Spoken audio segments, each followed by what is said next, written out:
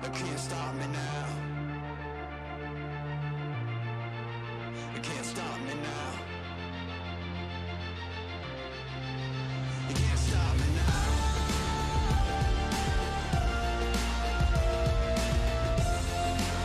You can't stop me now.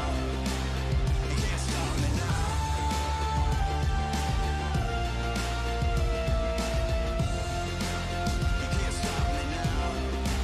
You can't stop me now. You can't stop me now. Fight.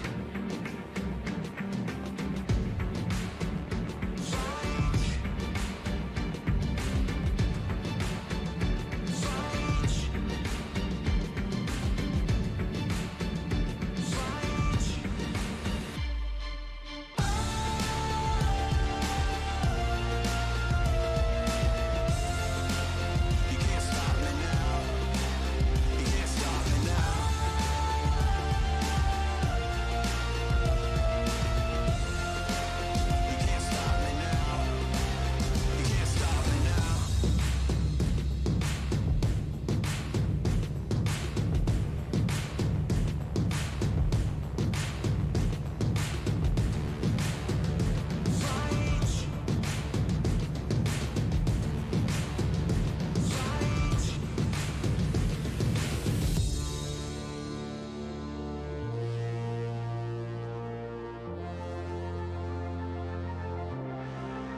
You can't stop me now. You can't stop me now.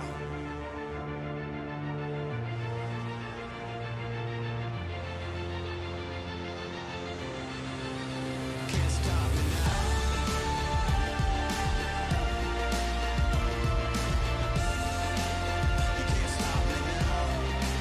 You can't stop me now. You can't stop me now.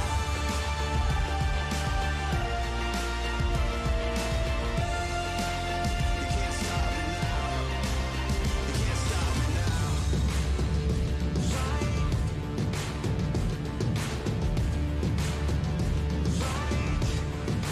me now. You can't stop me now.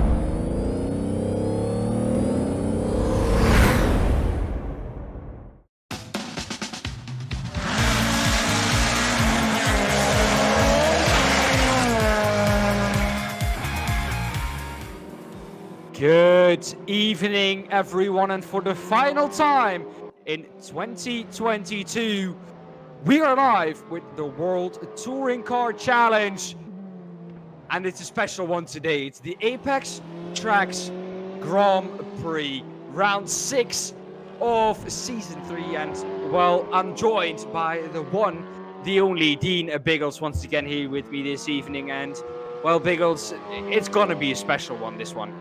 It is. It's the ApexTraxs special that you're going to have, of course, and the bit of a championship battles are brewing too, for which we're going to go through at the moment. But first of all, let's focus obviously on all our sponsors. So we are Esports Sim, Track Racer, 603 Autosport, of course, 3D Wrap, the Digital Motorsports, and JPBroadcasting. And here in this track, my friend, which is at Lausitzring? I can't really pronounce the first time I've been here. Lausitzring here in Lausitzring. In Deutschland. Yes, a tricky track, isn't it? Germany. It's a tricky one. It's, as you can see, It's part of like an oval. You can see it in the background as well. But yeah, it's an amazing track, and I've always liked it. It's one of my favorites, especially within Race Room. If you want to get it yourself, £4.30. That's what it is. You have to pay for it. In Race Room, of course, we are using the 2.8 mile long circuit. That is 4.5 kilometers with 10 turns, 4 to the right, 6 to the left, and 1 very long left-hander. So definitely one to look forward to. And yeah, I'm looking forward to the championship fight this evening, because in every championship we still have a fight. First, let's look at how this evening is gonna be shaped out. Well, like last time, we will have a 15-minute qualifying. Then we will have a 15-minute race 1. And after that, we will have a feature race of 50 minutes long, where we round off this season. Of course, the ballast for today is based on the top 8 in qualifying. They will get ballast and not the championship. So for the championship, it's all gonna be all to play for, and it's gonna depending on where you qualify. For the cars we're using here this evening, this is the Alfa Romeo Giulietta, the Audi RS3 LMS, the Cupra Leon Competition, the Honda Civic, the Hyundai i30N, the Hyundai Elantra, the Lada Vesta, the Lincoln Co 03, Opel Astra, Peugeot 308, Renault Megane, the Volkswagen Golf GTI. Yeah, and we don't have, some of the drivers they don't use the Lada, right? Nobody's using the Peugeot and the Renault as well, I believe. As far as I know, Biggles, that is correct. Yeah. Schedule, of course, well, this is it, the final round of the season, the ApexTraxs Grand Prix. We'll go over the schedule for the new season a little bit after in a second, but first of all, we'll go over the previous round results, because where Alex wrapped that one up. He 3D wrapped it up, actually, believe it or not, by a couple of points over Fabio and James Lee and Lee Horne. Both the Lees, of course, are coming in the same, just separated by a point there, with Stevie rounding in the P5 position. Over for the teams championship there, Dan. How tight is that looking? Well, that's very tight. You can see the two teams at the top of the standings. They will be fighting it out today, Biggles, for that illustrious manufacturers, that illustrious team championship. Of course, not the manufacturers.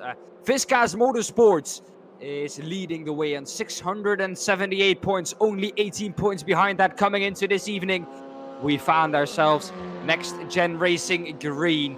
Of course, if we go to the drivers who are driving for that team, I can quickly go over that for you if you would like that. Yeah, I can pull them up for the at the Viscas moment, Motorsports team, yes, we have Fabio Gil driving, Pedro Santos, and Ricardo Pessoa Santos. For the Next Gen Racing Green team, we have Fraser Rustens and Lee Horne. So they're down in terms of how many drivers they have driving for them. But that shouldn't, well, set back their performance. Still second in the championship, and they've been performing very well. Of course, one of their drivers, Lee Horne, is fighting for the overall championship and the pro championship as well. Alex Everitt, this is how it's looking in the championship there, is fighting together with Lee Horne for that championship.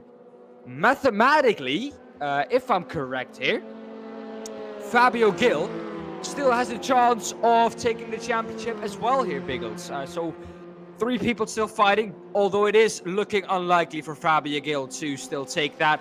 4 points in it, though, at the top. That's very tight. Jeff Perkis in 4th, ahead of Ian Deeney in 5th. Stephen de Gravelier, the leader of the AM class, ahead of Fraser Rustens overall. Neil Craven P8, Pedro Santos P9, and P10 is James Lee. I talked about the AM standings, and let's pull them up right now for you. Here we find ourselves Stephen de Gravelier at the top, ahead of Ricardo Pessoa Santos.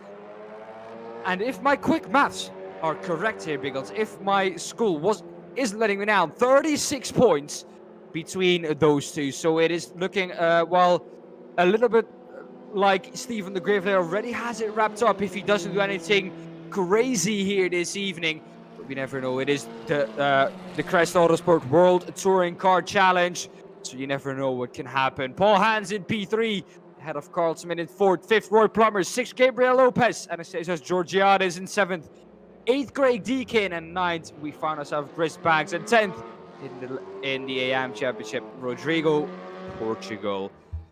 as our schedule coming for next year's Season 3.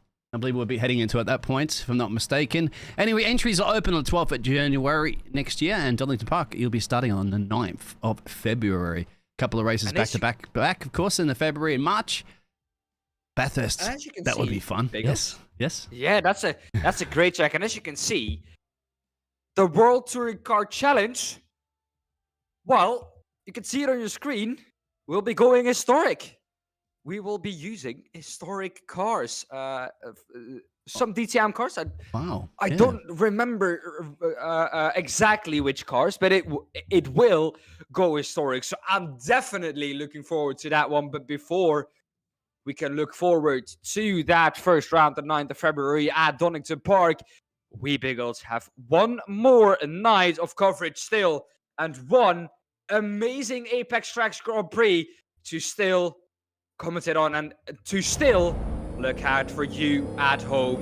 You can see it on the top right. Don't forget, of course, to vote at the end of the evening for your ApexTraxs driver of the day. And of course, ApexTraxs, the last time, if I'm correct here, Biggles, that they will sponsor. So of course, they want to go out with a bang. And well, as always, if you can pull up, or well, it is on the bottom right, that is the Lausitzring that ApexTraxs you can see there. Yes, that's right. So, exactly. Because it was the it is this. That's the idea behind the track. Exactly. Practice is over. Qualifying will begin. Of course, presented by JPBroadcasting. Well, JPBroadcasting. Of course, there's no B's, no double B's in that one. You got the double D's in the casting box, of course, there with Dan and Daan. James did it multiple times, Biggles, so yeah, it is allowed to do it. You're allowed to do it as well. Yeah, well, James, it's a difficult thing, you know, I have to say. Casting another league and stuff like that currently at the moment. The man is busy. These drivers are going to be busy. If I'm correct, yes, there are 3 other leagues on that you can choose from, of course. Wow, yeah. We're not restreaming this one out to the other James's network because we had a little bit of technical issues with my technical issues with myself and Restream, as qualifying will be underway, so therefore we're going straight green light here to the Crest Autosport channel. Thank you everybody for tuning in. Do say hi if you want. I will be reading that one. I'm all green light, mate. Everything's good. 60 frames a second, 700 kilobits, fiber optic pure power. But it's all about pure power. Is going to make their way around the qualifying now. It's going to be crucial, isn't it? This qualifying is it. We know that we had a bit of a speak to Alex before, and he was driving and chatting to us, and he's like, damn Ian and damn Lee. Damn everybody else, of course, that potentially could be beating, and I've just been booted from the server. We'll just go to our... That's not great. Yeah, let's look if I have the same thing. Yes, I have the same thing. I think that, my friend, has happened to everyone. So it's not only you, it's everyone. So that's good to go then. That's hang fine. with us, guys. Yeah, but that's okay. We're only the first minute or so issue of qualifying, so it's not a problem. I guess everybody will be back in there in just a second. Gives us more time to go over the overall results in this championship, as you mentioned. That's a close one, isn't it? Lee Horne, of course, is the one that's going to be bringing a bit of a pressure. You said Fabio is still an outside chance here at getting it. He needs perfecto, doesn't he? He needs to win He needs to win the sprint race and then the feature race. He doesn't need to win. Oh. If he wins mathematically, if all of the 3 drivers at the top don't win or don't finish in the first race, mathematically he could still win. Because the feature race does grant the winner 60 points. And if you look at it, the gap is closer than 60 points. He could even get within 1 point of Lee Horne if Lee Horne doesn't finish in the first race, if, of course, Fabio Gil wins it. It is going to be a mammoth task, though, for Lee Horne to try and, well, win this. But Biggles, you know, this is touring cars. This is Crest Autosport's World Touring Car Challenge. And as we know from this, you cannot take anything, no matter how good it looks, for granted. Because crazier things have happened before. And this is definitely not the biggest gap we've seen. And look how close they were for the previous round results between them as well, too, isn't it? As you can see, Fabio did. Top 4 within 4 points. Yeah. That's crazy close. So see who's done their, what would you call it, essentially their practice put in the practice effort around this track, of course. This track is historically just a big, basically triangle with circles. I'm not sure what that shape is called. I didn't pay attention too much in school on your shapes, but it's a triangle with it's basically just all rounded, you know. What would you call that? Kind of looks like a rotary engine shape. Put it that way, if that's how you would call it. The overall track, and of course we go into the inner corners. All, what are we looking at? 14 of them, I believe, if I'm not mistaken. Yes, you're correct. That track info will show that again. There. Doesn't really show you all the corners correctly in that, but that's what you'll be printed and put on your wall for the champion. With ApexTraxs? For the ApexTraxs. You get that one right there. That's going to be cool. I'd love to have that. Never driven the track. But I'll tell you what, to drive this track today, you're going to have to do it to get it. Because once again, there's 3 possible drivers up for that chance of getting that on their wall. Who do you think was going to snatch that one up? Well, I have a feeling that Lee Horne, he wasn't feeling well today. So I, of course, wish him a speedy recovery. He is here with us. He's going to do a Landon Norris, he said. No matter how bad he feels, he wants this win desperately. I think we're back into practice, however. We're not in qualifying yet, so don't think this is qualifying. We're still in practice. But yeah, he wasn't feeling too well, but he's still going to drive. He wants this championship so badly. And I have a feeling that the Lord is with him today. And because he feels bad, the Lord is going to give him this championship. All right. I like that. So I'm not quite sure if Alex is going to like that. However, we'll see. My track map tells me something completely different. Because I have 12 corners here. Okay. And yeah, you're probably right. I probably have one of the track maps that I have on one of my monitors at the moment. That's probably a little too much. Once again, I'm not very familiar with this track and the different types of layouts. Well, I see where it has gone wrong. Yeah. I can see where it has gone wrong. My turn 1 isn't correct. I have the wrong track map. Excuse me for trying to be smart. I now have the right one up, and this is indeed 10 corners. Yes, I can confirm. Okay, yeah, there you go. So I was even wrong myself with the one I have of 14 corners, because there are different variations, of course, that take around this track. They know it. We don't need to know that much there, Dan, do we? Because once again, we're not the ones driving it. Let's go on board with Lee Horne at the moment, and let's have a look how this feels to go around this track. Actually, won their practice session because of the lobby restart. So they want to make sure that I jump straight into qualifying, lose any time there as people load in. That's why we will go into qualifying after this. But the practice session allows everybody to load in. 23 of them, of these Centaurians here in Gladiators. Gladiators. Well, what would you call... well, who were the... yeah, there we go. You want to go historic at the moment? Well, the Centaurians were fighting the Barbarians, of course. And here we go. I'd have to say they're Barbarians if they're going to be here in Germany, mate. I don't know anything of that. That's before my time, Biggles. I'm sure it's before my time as well, my friend. Very, very hard. They couldn't beat the Barbarians, of course, the Roman Empire. They couldn't beat the Scots either. So, it's about, can anybody master this track? As you can see, Lee Horne, look at that. It's just high speeds. It's almost like an oval, essentially would be an oval. As I said, the outer part of it is an oval, but they go into the inner part. You can see he's wall riding at the moment. Is that Lee wall riding, trying to do that NASCAR attempt? This looks like it. Well, in a straight line, I'm sure, Biggles, it's not quicker because of the friction. But we go into turn 4 now, a long left-hander. And after that, you have a little bit of time to regain yourself again because you have time of a little bit of a straight before we go into a long right-hander again. A lot of long sweeping corners here on this Lausitzring, and well, what a track this is. It's one of my favorites, like I said. I don't have it as an ApexTraxs yet. I might buy it though. Well, let's see. Let's give us a challenge. If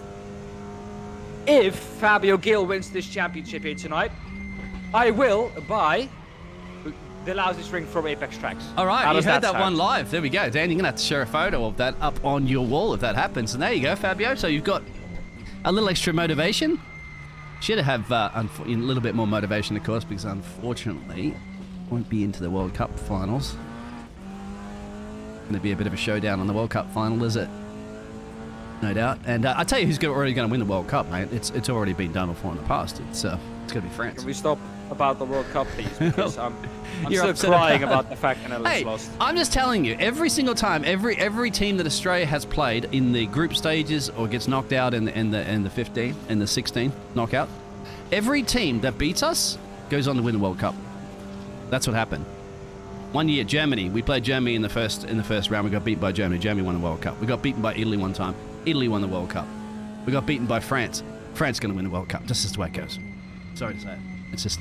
Hey, Stevie out there in the chat. How you doing, Stevie? Parked in the pit road right now. There's Stevie. Stevie's obviously unhappy about the Belgium as well too, mate. Of course, mate. I feel for you as well too, because I cast the Belgium goalkeeper, Cortez. So I was hoping to see he's getting through there, but especially because he flew his race rig down into Qatar so he could race, and he couldn't race at all. Wi-Fi was too bad. We go, Lee Horne. Just kicking up a bit of the dust. Once again, this is just to set another practice session before we go into that qualifying. We had a new session start. Don't forget, everybody, here is your season 2023. So the entries will open in the 12th of January. So you go racing on the 9th of February at Darlington Park. Classic tracks and classic cars, as Dan was mentioning. That's a little bit earlier than the Mercedes that I had. My Mercedes used to be the safety car Mercedes, not the current one, of course. I don't have that much cash in my pocket. Also, don't forget about our sponsors of 3D Wrap. To wrap up your racing gear or your racing car or anything you would like to wrap up. I wonder if they can wrap a Go XLR console or something I have. That'd be interesting. I'll have to check. I'll check it out. I'll go check it out, of course, and put the promotion code in there. Get 10% off. You never pay full price if you can get your discount codes. Dan will be back with us in just a minute. He's got a couple of minutes to go. As once again, they're just back on their practice session. So we'll look at everybody else, the Portuguese drivers, which we have a lot of them. We have Pedro Santos, Fabio Gil, Rodrigo, Portugal. DTM 92 cars, I'm getting the confirmation, will be. And there'll be BMWs, Mercedes, a Mustang, and an Opel. That'll be interesting. 92 cars, yeah. Just a couple of years later, I had a 90. I had a little later than I actually had a couple of 2003 Merc or something. So this is even before that. But what about the Nissan Skyline? That came out in the 90s, mate. Got to throw the GDR Skyline in there as well too as a classic. They would just annihilate all the other cars actually on the grid if you did have the GDR Skyline. But they're not the World Touring cars. That looks like a really, really good racetrack. It would be actually pretty good to throw some Indy cars around here too, I'd say, if your IndyCar was to travel overseas. Practice session at the moment. Pedro Santos goes the quickest, but not everybody's put a practice lap in.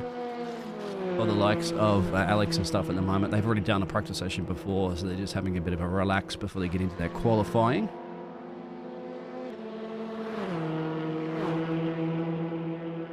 At the World Touring Car Championship final race, ApexTraxs finale.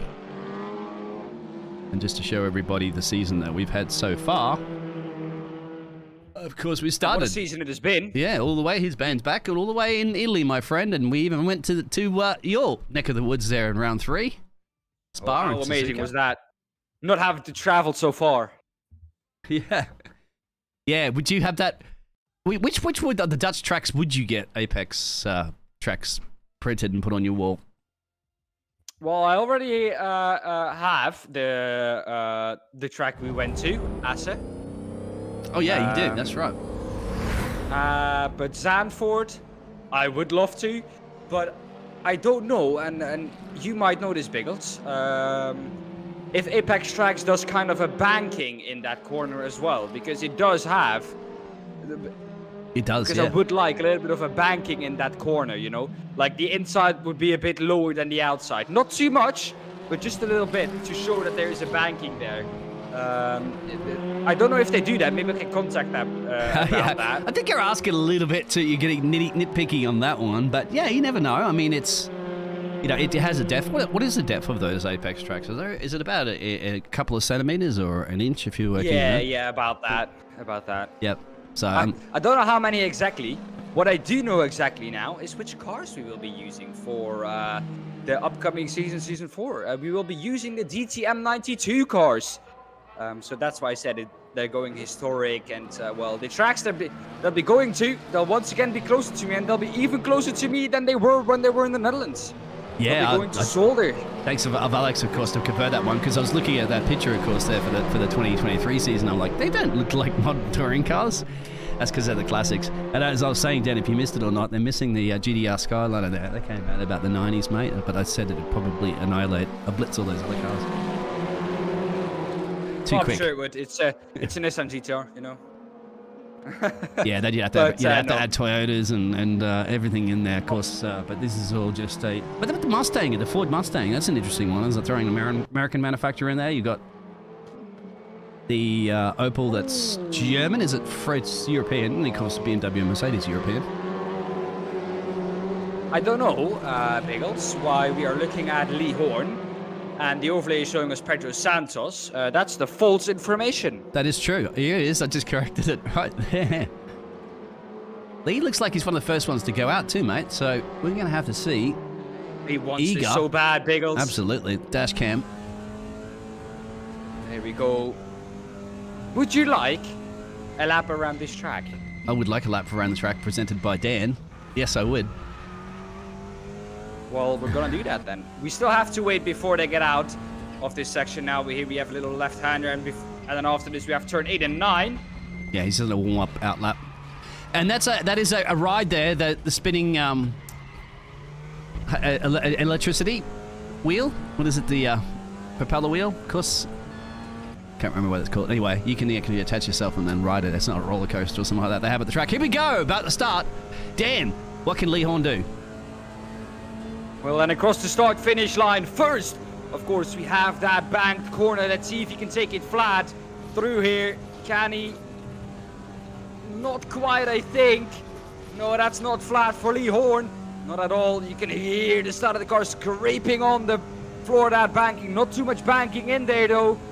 But just a little bit. Then we get up into turn 2, braking very, very late. About the 150, 175 meter mark, clip the apex on the inside, then we go immediately into turn 3, a right-hander. Don't want to go too wide out here because you have another left-hander coming up. You want to be on the right-hand side. Lee Horne, not the best setup for this turn 4 here. And immediately after that, we have a little bit of a straight once again coming up to rest our shoulders again. Rest our mind for 1 or 2 seconds, because after that, we immediately have to think about turn 5. A long right-hander braking around the 15 meter mark. Very late for these TCR cars. And there we go, turning right, keep turning right. It's such a long corner, so very easy to fatigue on this track with all these long corners. A little bit of a short straight once again, then turn 6. He's not all the way over on the right. He does allow someone through. Don't know who that is in the number 21. But yeah, we're still looking with Lee Horne. There we go, and into turn 7. This one is flat, easy flat in these TCRs. Then into turn 8. Which is a very tight right-hander into a very tight left-hander. That's turn 9.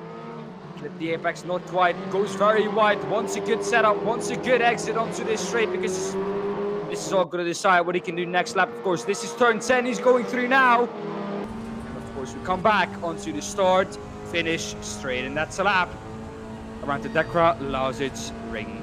Yep, and he gets the quickest at the moment. And that's quite surprising considering he actually got overtaken, essentially, didn't he?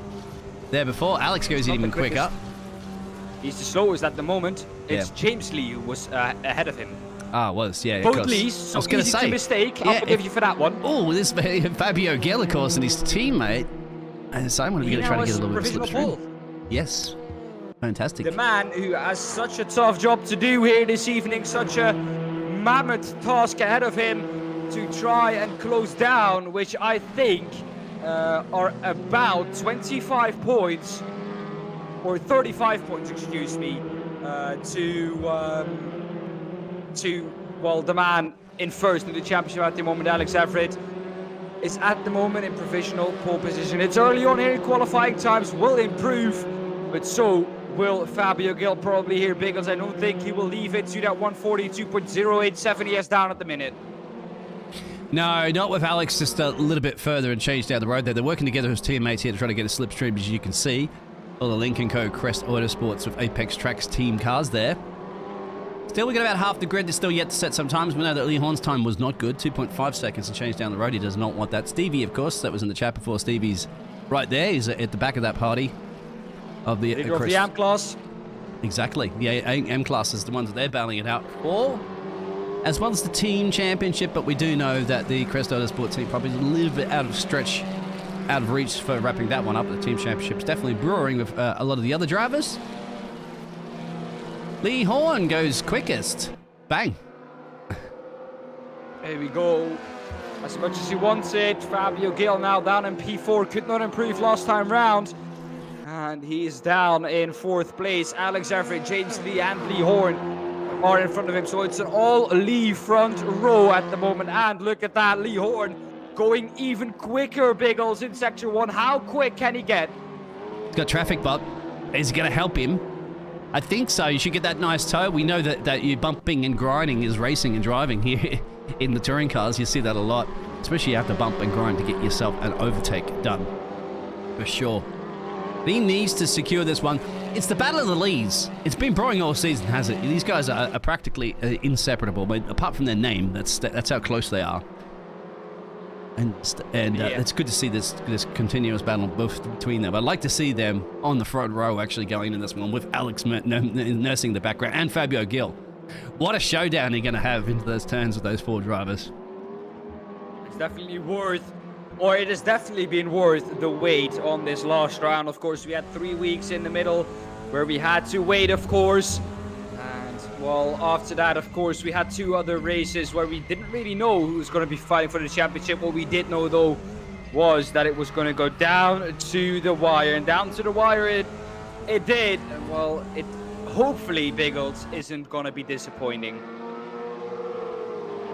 No, I'm sir. sure it won't. No. Have you been disappointed at all with the Crest Autosports racing all season long, mate? Because I have not. I mean, there's never been a dull moment.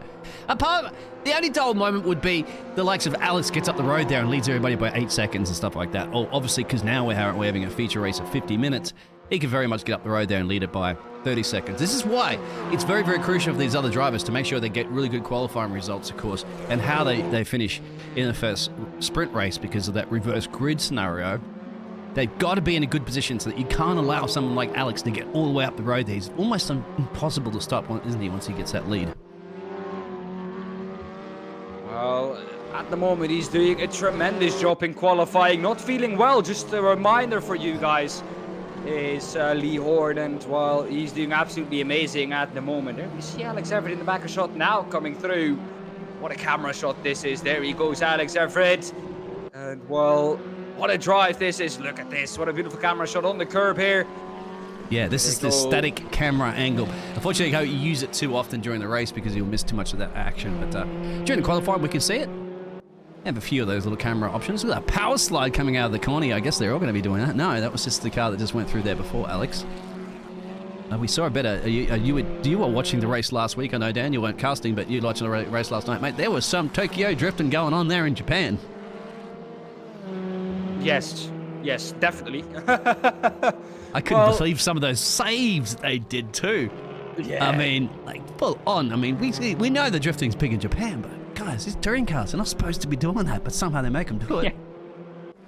Yeah, it was a great spectacle. Let's put it like that. Here's Jamie. Jamie snuck up at a P2 here there quietly for the Next Gen Racing team. Good on you. Throwing another spanner in the mix in this World Touring Car Championship.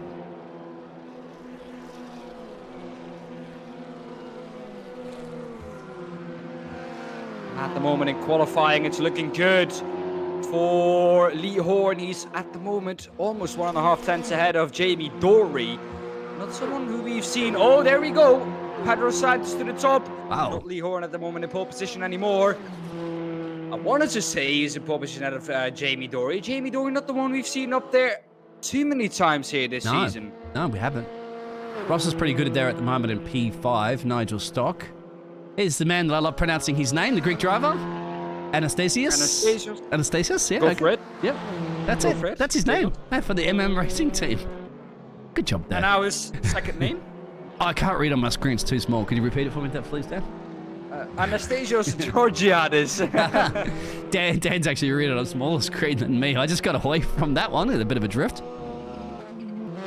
See, I find ways of getting out of things. It's good at the school of getting out of, where's your homework and not due? Every time. Fraser down here. We'll just go through some of the drivers that we haven't really seen too much of, and we'll give them a chance to have a look at them. Because obviously if there's going to be close battles at the start of these races, we might not get a chance to get down there and have a look. The only Honda driver this evening is Mr. Michael for the RAF Motorsports. I like the Honda. Yeah. Honda, of course, the unique cars out here by themselves. Paul is in the Opel. We mentioned Paul hence before. The sole Opel driver. Because they'll have an Opel. Do you reckon he'll go to the Opel if he joins up for the next season for the DTM 92s? Because there'll be an Opel available. Interesting. Well, I think so. Of course, Paul Heinz from Germany. Racing his German pride in the touring cars, of course, the Opel. A lot of German brands, of course, known in the world of motorsport. Not so much in touring cars, though. And the Volkswagen is in there, of Volkswagen. course. James is the one that's really like he's been surrounded generally by the Supras and the Hondas and of course the Lincoln Co's. They're the ones that have been generally at the top of the timesheets, generally. But the cars are pretty evenly balanced anyway. But it's also those ballasts that you mentioned anyway. Can you redo that real quick there while you get a drink there, Dan? Just elaborate to everybody how that ballast situation is going to pan out. Well, the ballast situation is as follows for this evening. Usually, we would have the top 8 in the championship having ballast as well. That is not the case. I repeat, it is not the case that the championship top 8 will have ballast today. The only people who will have ballast today is the top 8 in qualifying. So it's all to play for. It depends on where you qualify here in of course, the qualifying to what amount of ballast you get. Of course, we all know that the man who will qualify on pole position will get, and I'm trying to find it quickly, will get a 40 kilogram ballast. P2 will get 35, P3 30, P4 will get 25, P5 will get 20 kilograms, P6 15, P7 10 kilograms, and P8 will get 5 kilograms in ballast. Have you looked at Alex's car right now at the moment? It looks like he stripped everything out of that car so he can counteract it with the extra weight that he has to add to it, because you can see that car compared to the other ones. They've stripped everything out of that car. This is running on bare minimum. Just a couple of those pipes that you need, of course, for some of the cooling and the braking. And no stereo. And electricity, of course. Yeah. He's got no air conditioning in here. He's got no stereo, no fancy goods. Just obviously a little dashboard above there to keep an eye on those temperatures and your revs and your speed for the pit lanes. Don't forget, for speeding the pit lane, it is mandatory for a pit stop in here, which is just a drive-through, isn't it there, Dan? Just a drive-through that they have to do. And in the main race? Yes. Just one pit stop. So remember, that's the reason why we don't have Nenad. Yeah. Unfortunately this season, because of that fact that can't I told you we have to find a way of working that out for Nenad there. I'm pretty good with electronics and stuff like that. Maybe I'll come up with something, but I'm pretty sure Nenad is pretty clever to figure it out himself. That's about 1 minute and change to go of qualifying, less to go. So Lee on top still, and then he gets done that again there, Dan. So it's practically called the qualifying over. No, there was a minute to go. Qualifying is over. But still, people can improve, so let's wait a second with seeing who's on pole position. At the moment, it looks like Lee Horne has got it. Pedro Santos in second and James Lee in third. Alex Everitt in fourth. Jamie Dory in P5. P6 for Fraser Ross in seventh. Remo Schneider. Michael Klo. I hope I pronounced that correctly. I haven't seen him before. Maybe he's new. I guess so. In P8. Was he here last week? No, I don't believe so. It might be you just signing up for the season. Yeah, Michael Clough, I don't think so. No, if I'm mistaken, I don't remember seeing Michael there at all. So then he might be new for today. Nigel Stock in P9, Russ Butcher in P10, Anastasia Georgiadis P11, Ian Deeney P12, Ricardo Sanders 13th. Get through those. He just got back down to 14 because Ian Deeney pipped him to P13. Paul Hans in P15, Jeff Perkins P16, Roy Plummer P17, Alex Ward P18, 19, Rodrigo Portugal, Chris Baggs in P20 and P21 for Carl Smith. Remember, guys, we do have to quickly switch over to a different server after this qualifying session. So we will be right back with you with the first race of this evening. Don't go anywhere.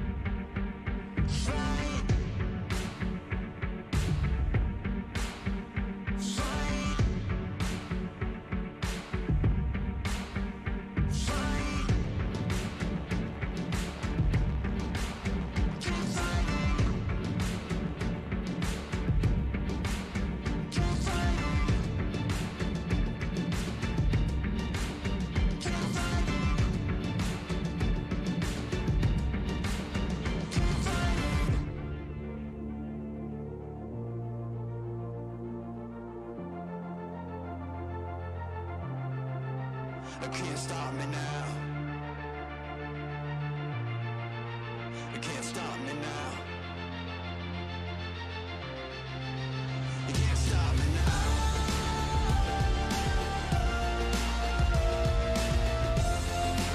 You can't stop me now. You can't stop me now. You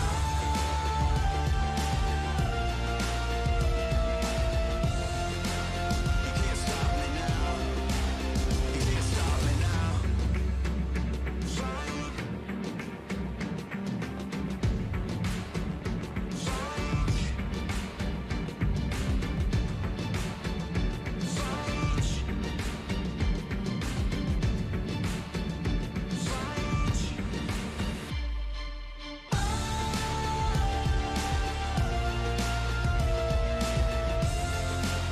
You can't stop me now. You can't stop me now. You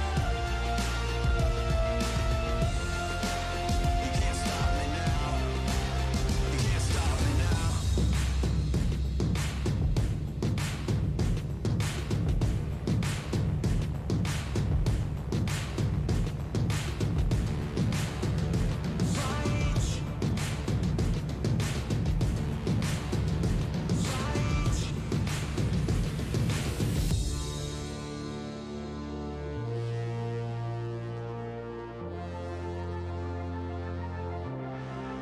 stop me now. You can't stop me now.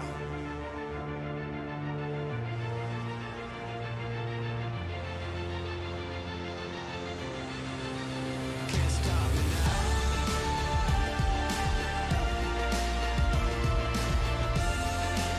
You can't stop me now. You can't stop me now.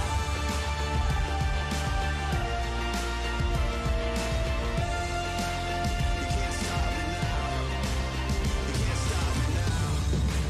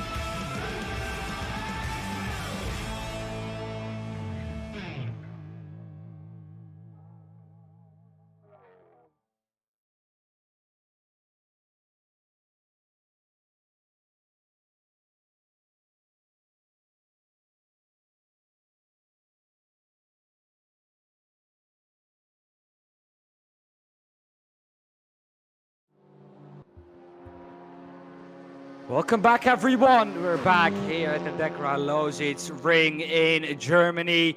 And, well, let's see what a qualifying it has been. It has proven to be, well, if I can get it up, of course, it has proven to be, a qualifying that threw a curveball. At the last dying stages, Pedro Santos jumped up into P2 ahead of James Lee. He broke that all top 5 for UK drivers. James Lee is in third behind him. Where's Fabio Alex Gill? Everitt, the championship leader, though, down in P4, and there's only 4 points between Lee Horne and Alex Everitt. So those 4 points could, they could, if it stays like this, go into the last race on the same amount of points. This is only this was taken. These results were taken as they were still crossing the line. So some of that might have been switched to Rube. We'll find out very soon because they're on a practice session before they get into the race. Because I don't see where is Mr. Fabio Gill in here? Not at all. Even in the top 20. I'm pretty sure he was. We're not 100% sure. Fabio Gill. Yeah. Yeah, he's not in here. And he's the man that's also in the Was championship he able? hunt. Maybe he wasn't able to join the second server. Oh, he might not have. It'll be interesting to see about that. We'll find out, obviously, once they start. And obviously, our feature, this is... so race 1 will be coming up right now. And that'll be a reverse top 10 from your qualifying. So there you go. A reverse top 10 from your qualifying. That will now flip it around because we still haven't got the overall official. Because once again, unfortunately, it changed. Yes. I have the standings up here. The gap was 4 points. It has come down to 2 points between the top 2 because you get an extra 2 points for qualifying on pole position. This was the gap before this evening. 2 points extra for Lee Horne. 2 points is the gap now to Alex Everitt. Points in this, sprint race. 30 points for the win, 29 for second, and 28 all the way down. Just going down by 1 point to P30. So he needs to finish ahead of Alex Everitt by 2 positions. Then they go level on points into the last race. And it is whoever qualifies or whoever finishes ahead of the other. And Stevie, at the moment, we're not sure his qualifying performance that he had there, but he should be able to wrap this one up. But Santos has been pretty quickly lately, so we'll have to keep an eye out on him. We'll go back down to the track because we're going to get ready to go racing, of course, for our Apex track finale. Don't forget to vote for your Apex driver of the day in the chat there. Otherwise, you're good to Dan and I to vote, as we will, towards the end of the feature race. This is our sprint race at the moment. First, we'll get ready to go racing, of course. And once we'll find out, obviously, it will be confirmed once they do get lined up on the grid there, exactly where everybody is there, Dan, so we can really start crunching. Get those mathematics calculators out there and start crunching the numbers. Well, I don't have to, luckily, because we have a man called Alex Everitt who luckily does all of that for us in his spreadsheet. So the only thing I have to do is look at a spreadsheet. And, yeah, but he can't be doing it live during the race. He's racing at the moment, so we'll have to do that to try to give you updated. Obviously, we can really crunch those numbers between this first sprint race and then the feature race when we have a little bit of a pause. Then we can do it, and then that'll be the key thing. That 50-minute race is you have to earn your paychecks on that one, my friend. That's where you're going to earn your big bucks. 30 seconds to go now. Not many cars are out on track to practice session because this will be essentially our 3rd practice session that we had now, or if not 4th. So plenty of practice is done. Yep, as I'm saying, the dress rehearsals are over. It's time for the main show now. This is where you get your points, apart from those qualifying. A couple of nibbles at points there for your qualifying. This is when you're going to earn the big digits, hopefully. And then do you want that Apex? Do you want that track on your wall? That's the question, isn't it? Between those 3 drivers. And you definitely want. I'm sure about it. There's no better thing than having an ApexTraxs track up on your wall behind you and flexing with that, because it looks absolutely gorgeous. And you're going to get one as promised if Fabio wins the championship. Is that correct there, Dan? Yes, I'm going to get one. But Fabio isn't or wasn't there in the qualifying. Let's see if he's here in the race. Let's hope he is. We can actually take a look at that. Is he here in the race at the moment? Yeah, they're just loading up at the moment. So we're going to see. He was in the previous session there, but just wasn't out on track. We'll find out exactly what happened in his qualifying when they do load the cars in to their positions, and then we'll be able to see how much of work does he have to do, or was he in a good qualifying position towards the end anyway. Reverse top 10. So Nigel gets it. Gill is here. He is. He starts in third. Oh, there you go. So there you go. It's the Portuguese driver. A lot better effort than we had. That means he obviously finished in 7th because it's a reverse grid. Let's go. Racing. It's lights out. And we're green for the second to last time here in the Crest Autosports World Touring Car Challenge on the Prix Lausitzring. And it is Nigel Stock leading away ahead of Michael Klock and Remo Schneider in third. Fabio Gil now snatched that third position away from him. It's vital for him that he finishes ahead of Lee Horne and, of course, Alex Everitt for that championship. He needs the most amount of points he can get, of course, to try and maybe get that victory in the championship. It is a tough task for him. He's going to try and do his best. Leading the field away, though, is Nigel Stock at the moment. Michael Klock behind him. Remo Schneider, though, is in third. Will be looking to try and defend from Fabio Gil. And there is off Roy Plummer in 22nd. It's not exactly what you want, is it? No, absolutely not. You're going to see a lot of the cars are fall wide in the corners. Plenty of track space around here. But at the moment, there's the new boy in town. Michael taking the lead of the race on the outside for the RAF Esports, Eastmo Sports. Oh, not quite back. Nigel's fighting it back. This is for the lead of the race. Currently at the moment, behind the course, around the outside. Yeah. Couldn't quite make it. Nigel keeps that first position. But Michael is trying his best to try and overtake him in that Honda. Oh, someone's gone off into the dirt in the background. Victory. Who's that then? It looked like a green car, if that is who I think it is. DHL car went off into the background somewhere, but can't quite see it at the moment. We might miss some of the action. He's Lee Horne putting a bit of pressure here. Oh, contact for the man second in the championship. That is not good for Lee Horne. Gets passed by everyone. Is back down into P12. And that is exactly not what he needed, Biggles. That is not what he needed there. No, a bit of work to do, because it might help him out a little bit later on. Frazier is on the back of his teammate, no doubt, Lee Horne. So is he going to help him out? Or is he just going to say game on? I believe we had last week at the moment that we were asking about team orders at play with Alex, and Alex said there is none. There is no team orders. It's every man for himself. So there it is. I don't know quite sure of the other teams, but that obviously was the team Alex's team, of course, which is the Crest Autosports. That's what I was looking for at the moment. Lots of action at the moment. Bumbling with my words. Further down the field, a little bit of action here. There's a listen overtake there of Rico Portugal and Jeffrey. I believe Jeffrey's still... Oh, that's not the way to do it. Off into the gravel. We don't have to forget about the AM Championship. Stephen de Grevelaer at the moment down in 19th. And that is not good for his championship chances, because he is fighting in the championship with Ricardo Pessoa Santos. And if we look, Ricardo Pessoa Santos is 15th at the moment. Now he does have quite a big lead though at the moment to try and live off against Ricardo Pessoa Santos. So he could have one bad race, but it's never good to finish your season off badly and try and hang on for dear life. It's always good to have a little bit of a gap going into that last race. At the moment though, Ricardo Pessoa Santos gaining points on Stephen de Grevelaer, who's leading the AM Championship. James Lee on the back of Alex Everitt, which is not an easy man to overtake any day of the week. But he's got a bit of a straightaway. How about Remo Schneider? He does. For a second there, looking for a run at the start there, but something's over. Alex is making a run here, and Alex is making a run on Michael. That's Michael Clough. That was one of those newcomers in town there, and Alex just eating up the Volkswagen for now. Make his way up into P4. Work to do, of course. He's got James Lee right behind him. James Lee also got the overtake there on Michael. Alex Everitt is now in a prime position here to, well, let's say take that championship. He's already ahead and he's going to be gaining points here into this race if nothing crazy happens. Down the inside, maybe James Lee. He's always quick in that Volkswagen Golf GTI from him. Remo Schneider defending from Fabio Gil. Fabio Gil, of course, can pick up points over both Alex Everitt and, of course, Lee Horne. Lee Horne, who's running in P13 at the moment. Unlucky for some.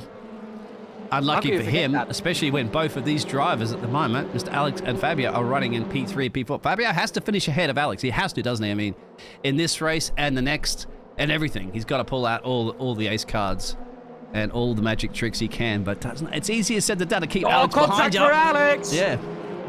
Contact for Alex with, I think that was James Lee. Like a cloth now gets past again. Alex Everitt, though, trying really hard to try and overtake Fabio Gil. Both, of course, now losing time to Lee Horne. Lee Horne back down in 13th in the standings. That's not good for him. He needs to be close to Alex Everitt to not let him get away. As it stands at the moment, it will be Alex Everitt who will be getting 27 points. Oh. And Lee Horne, down in 13, will only get 18. So the gap will open up by 9 points. That will open up the gap to 11 points, which will mean in the future race that Alex Everitt needs to finish 3 positions below Lee Horne in order for Lee Horne to take that championship. But we're working ahead on all the cases here. Of course, James Lee now trying to overtake the man ahead of him. Oh! When they go off in the background, that is the number 69 of Ian massive Beattie. contact has come back on. With Alex Everitt. That's Yes. the championship leader with contact. And that is exactly not what he needed. Alex Everitt has been collected by Ian Deeney, and Alex Everitt has dropped right down the order, back down to P17. This has now allowed Fabio Gil to get up into second, gain points on both Lee Horne, and Lee Horne gaining points on Alex Everitt. This is big for the championship here, Biggles. Unbelievable. What bad luck he could possibly have. You could see clearly he had to come back on the track. He had he was just completely out of control, literally, the car. And Alex was right there, wrong place at the wrong time there. Alex got a bit of work to do, but if anybody could do it, Alex can. Ian's putting the battle here up to try to gain a couple more positions. This is going to help out Mr. Fabio Gil, but Mr. Fabio Gil's under a bit of pressure here from Remo Schneider as he actually got past him, makes his way up into P2. Fabio is 1.7 seconds in change away. He's still got about half the race to go, so I mean, you can see the gap that Nigel has, almost 2 seconds. Fabio wants to catch him and take advantage of that. Team radio, of course, he would have heard the fact that Alex Everitt's down in P17. And, of course, Lee Horne is in P10, so that's going to be good news for him. This could be a big day for Fabio Gil if he can take maybe that victory here. They're now both fighting. The inside is for Fabio Gil, though the outside for Remo Schneider carries more speed through that corner.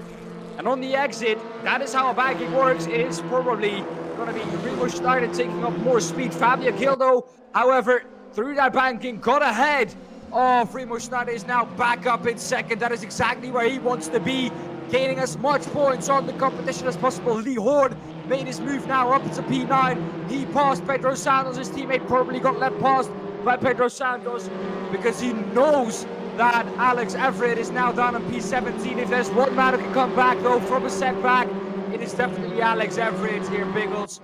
We know how good that man is, and we know how persistent he is, and he's already back up to P16. Has passed one of his Lincoln Co drivers, Rodrigo Portugal, I think that is in P17 now.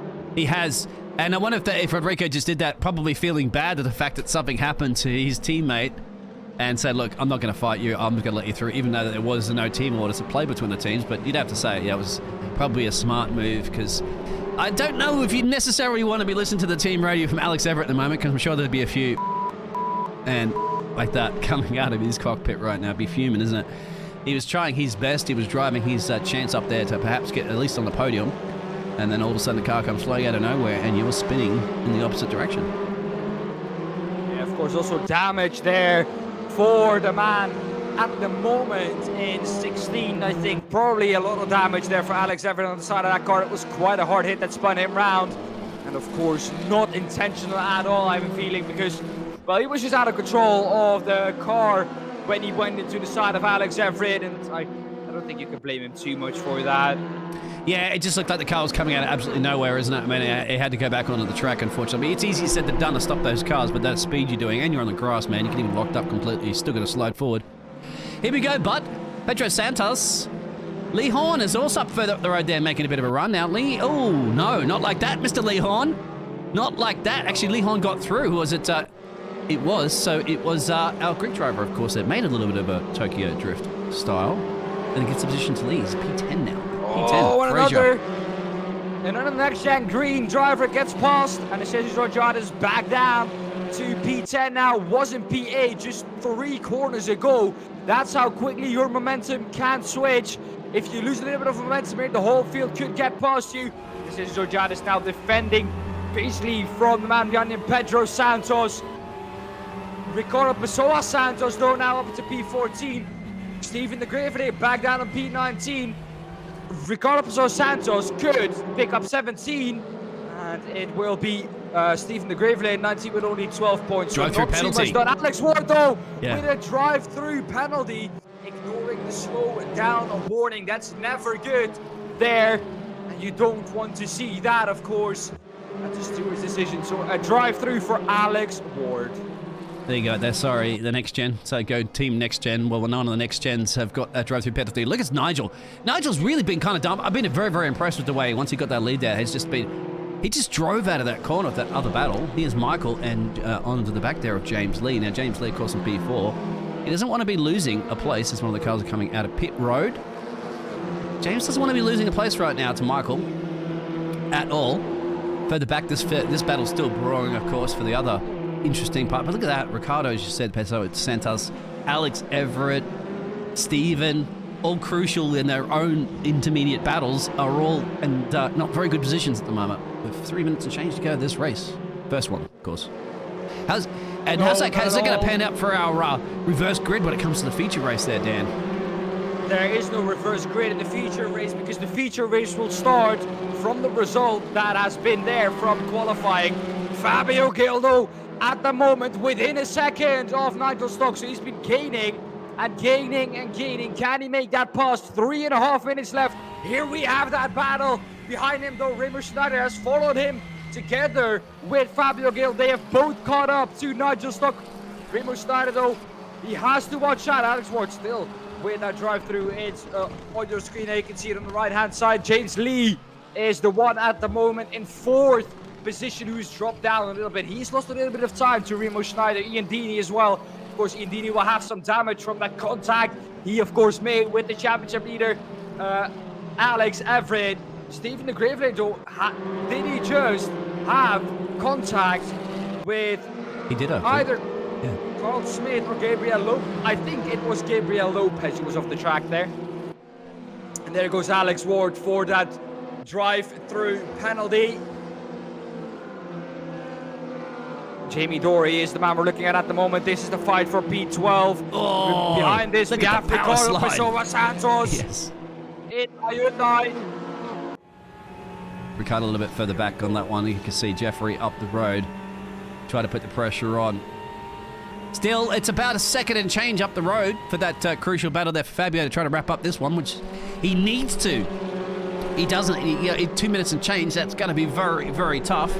But he needs to apply this pressure at the moment because he needs maximum points, doesn't he? He has a chance. We know he has a shot in this championship. But there's even more of a shot in this championship right now, knowing that Alex is down to P15. But obviously, Mr. Lee Horne is one to watch as well. P8. I've taken that. So we all know what's happening in this championship. But look how close they are now.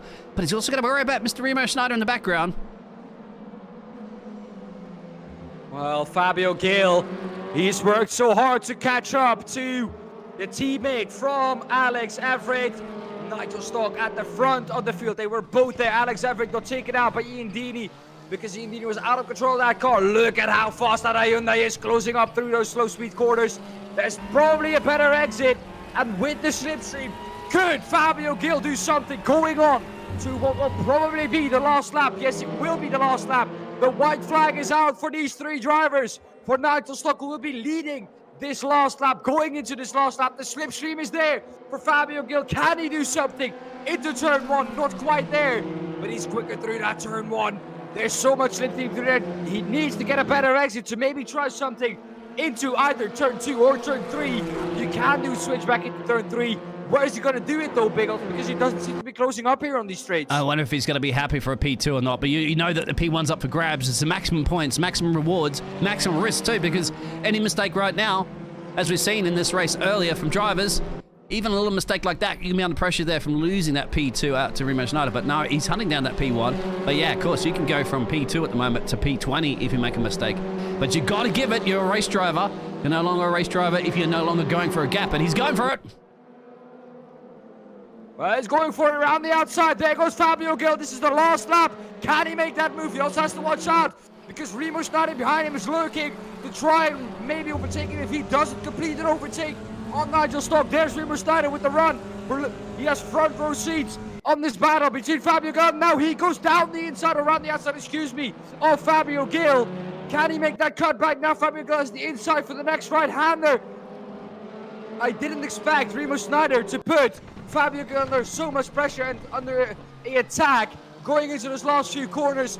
There won't be an overtake, I think, from Fabio Gil. It's going to be a run down to the line, though. The slipstream isn't big enough for Fabio Gil to try and make something work to the line. I have a feeling here, Biggles, that Nigel Stock has this one settled, and it will be Nigel Stock winning the first race here at the Lausitzring. Behind that, though, Fabio Gil, Remo Schneider will be finishing third ahead of James Lee. Ian Deeney in fifth, Michael Clough in sixth. A little bit of contact there before they get through turn one. That's not what you want to see. That is Michael Clough. Oh, yeah, of course, lucky for him, the race is already finished. Lee Horne, though, in P7. What a comeback drive from him after that, well, crash he had at the beginning of this race. Damage limitation. Doesn't lose too much points. And Alex in P15, not the place he wants to be. He's just got to put that behind him. Stevie in P17 as well, too. So Mr. Santos will take a few points out of him on that one, which will actually spice up your AM. But good on Nigel, holding everybody off there, getting the job done and delivering, of course, for the Crest Autosports team there. And not quite sure that they're going to get enough points to perhaps win the team championship. And they did pull, not obviously with the other drivers, especially all the way down. Alex Everitt, of course, Stevie, and Rodrigo Portugal as well, too. There's your results there, Dan.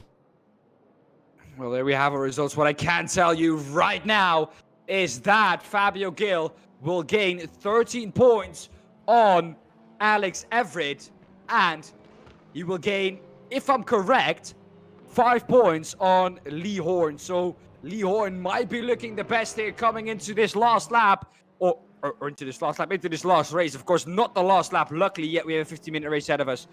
But in first place, it was Nigel Stock, Fabio Gil, second, Remo Schneider, third, James Lee in P4, Ian Deeney P5, P6 for... Well, that was quick. There you go. It was quick. P6 for Michael, of course. Lee Horne in P7, Paul Hans in P8, P9 for Fraser Ross and Pedro Santos, P10, Jamie Dory, P11, P12, Anastasia Georgiadis, Jeff Perkins in P13, for Ricardo Pessoa Santos. Of course, getting a little bit of points on Stephen de Graaf, but not enough to, well, make a big leap in that championship. Alex Everett down on 15, their championship leader, was our championship leader before we came into this race. Now won't be anymore. Roy Plummer in P16, 17 for Stephen de Graaf, 19 for Chris Banks, 20 for Carl Smith, and 21st for Gabriel Lopez. Well, guys, that was an amazing first race. It has spiced up the championship a lot. Don't go anywhere. We will be right back after a short break with the last race of the season, a 15-minute endurance race around the Dakar Lausitzring. Presented by ApexTraxs, of course. Absolutely. It's going to be a bit of a cracker, that's for sure. Let's go to ApexTraxs and we'll be back for sure. Bit of a breather, of course. A bit of a cool down for some of those drivers. Absolutely, Dan.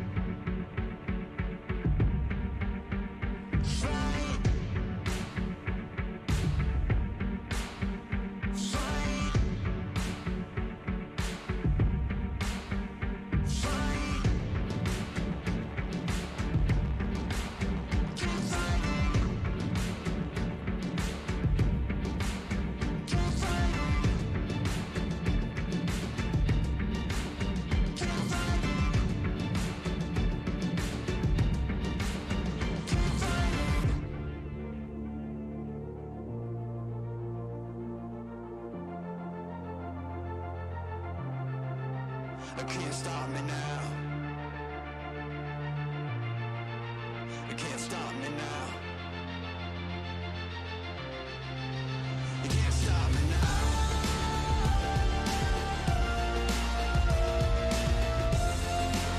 You can't stop me now. You can't stop me now. You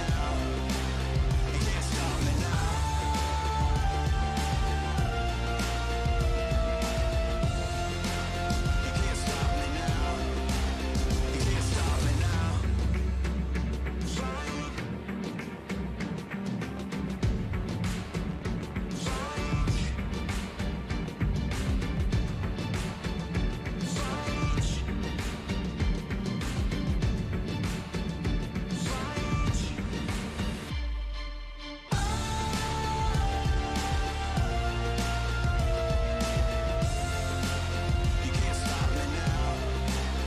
You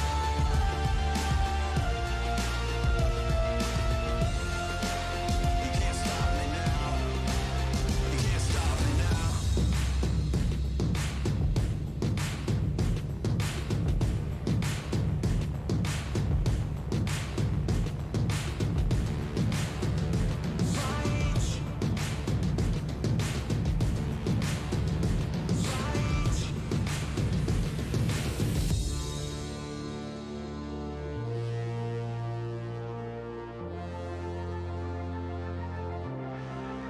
You can't stop me now.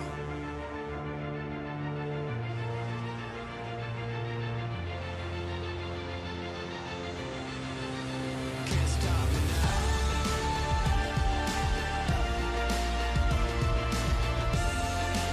You can't stop me now. You can't stop me now. You can't stop me now. You can't stop me now.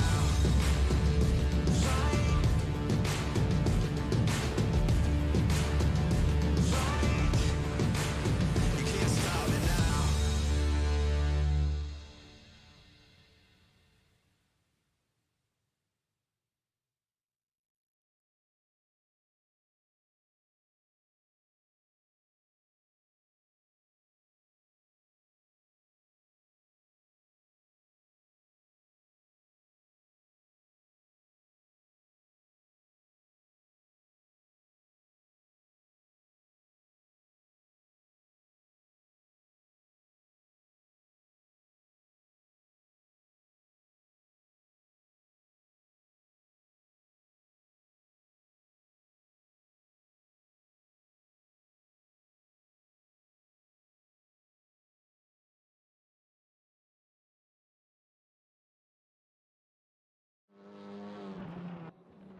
Well, then we're back at the Lausitzring, and there you can see the results from last race.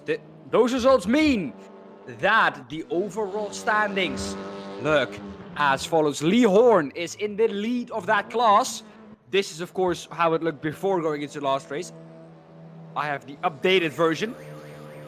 We will have Lee Horne in P1, Alex Everitt P2, 6 points behind Lee Horne. If Lee Horne wins, it does not matter where Alex Everitt finishes. Lee Horne will be champion. So all Lee Horne has to do is just win. It's an easy task, right, Biggles? Yeah, just win. Just win. And the team's championship as well. Yep. Well, let's talk about Fabio Gil first. Yeah. Fabio Gil has a gap of 18 points. He will need to finish first. Alex Everitt will have to finish 4th or lower, and Lee Horne 5th or lower for him to win the championship. So, still possible for Fabio Gil. Then let's move on to the AAB Championship real quickly. Stephen de Gravely still has a lead of 33 points, so not too bad there for the Belgian driver over Ricardo Pessoa Santos. So I don't think Ricardo Pessoa Santos will do it there. Although, like we said, it's the Crest Autosport World Touring Car Challenge. Nothing is impossible. Team standings though, Visgas Motorsports leads the way there ahead of Next Gen Racing Green. 22 points is the gap there, so that gap has opened up 4 points only. Not too much. That is as it stands. The team championship, the AM championship, and the overall championship. We have Ian doing a little bit of a spin right across there. He's excited to be perhaps your This is Apex. not Ian Deeney. Yeah, Dini it's is in the not. Alfa Romeo. This is, I think, Yeah. Michael Slot. Yeah, it does that when we jump into the session, of course. This is the Apex finale, and one of those drivers will be having that Apex on their wall. Maybe two of them, of course, maybe a driver and a caster. If Fabio has to pull off miracle here, and Dan said he will get one printed up and put on his wall. And that's been fantastic. Our sponsors of ApexTraxs, of course, and use those codes and save yourself. If you buy, you don't have to win a championship to get one. You can buy one yourself. It's always nice to be gifted one for Christmas, of course, wouldn't it? But who? Looks to me like Lee wants that a little bit more than everybody else, doesn't it, there, Dan? Well, Lee Horne wants it a lot, although he got tagged and spun round in race 1. Of course, a little bit more time to make that up, as we once again have been thrown out of the session. I think something has gone wrong again. Excuse us. And I think, Biggles, we're going to let them fix it. And we'll be right back with you. Yeah, we'll talk about that schedule, of course, once again, real quick there, up there. And that's going to be our 92 DTM cars. And I can't wait to see them. Oh, it says it there as well. It says it there as well. You see the little circle. I saw that, yeah. Alongside race room, 1992. Yes. Biggles, why are we so... Well, okay. It's quite small to see. Why are we blind? I know, but we could obviously see the cars themselves there. You can see that they're obviously 90s cars. The cars are around before you were born, I believe they're, Dan, but not around before James and I were born. James probably had one of these cars in his garage. Would be interested to ask James about that one. But I can't wait to see him go around Bathurst, mate. Interlagos is, of course, one of my favorite tracks as well. I would definitely get Interlagos printed out and put... Nordschleife, what a track that is. Yeah.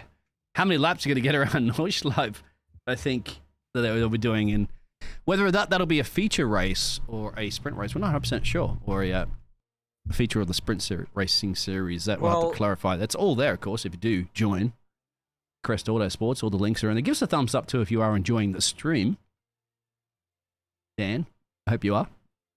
I am. I am enjoying it to the fullest. Did you give us a thumbs up there, Dan? I don't see a thumbs up from you out there. Come on, you could do it. I already did. Oh, you did. Good. Good. And free bitterballs? What are they called? Bitterbollens. Free. But that's Dutch, and we're not in the Netherlands. Well, here in Germany, of course, have some free bratwursts. I loved the bratwursts, actually, when I was here in... Now I'm hungry, Biggles. Now I'm hungry. Oh, because every time we're usually casting of James is always talking food, as you know. Now I'm hungry. Now I want to eat. Of course, there's no time for us to eat because we, of course, have the last race of this season coming right up. And I think we can go back to the track after we've, of course, talked about this. Race 2, the grid based on the qualifying result, like I said, during race 1. Biggles, another reversed race there. What was reversed was the first race. The reverse top 10 from qualifying, and well, what a race that was. Let's hope, Biggles, in race 2, more of the same we saw in race 1. Exactly. We'll take a little bit of a breather because another little practice session. Again, lots of practice that everybody's had here this evening. Once again, how's going to see it's going to pay off. Don't go anywhere. Back in just a short break for the finale.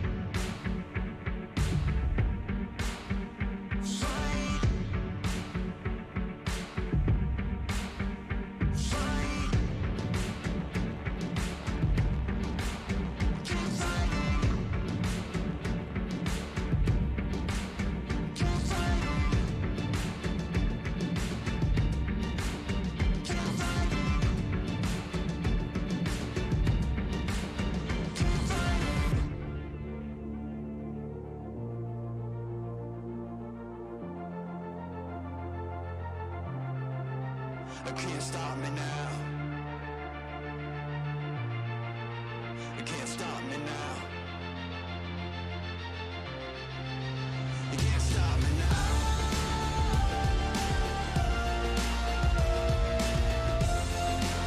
You can't stop me now. You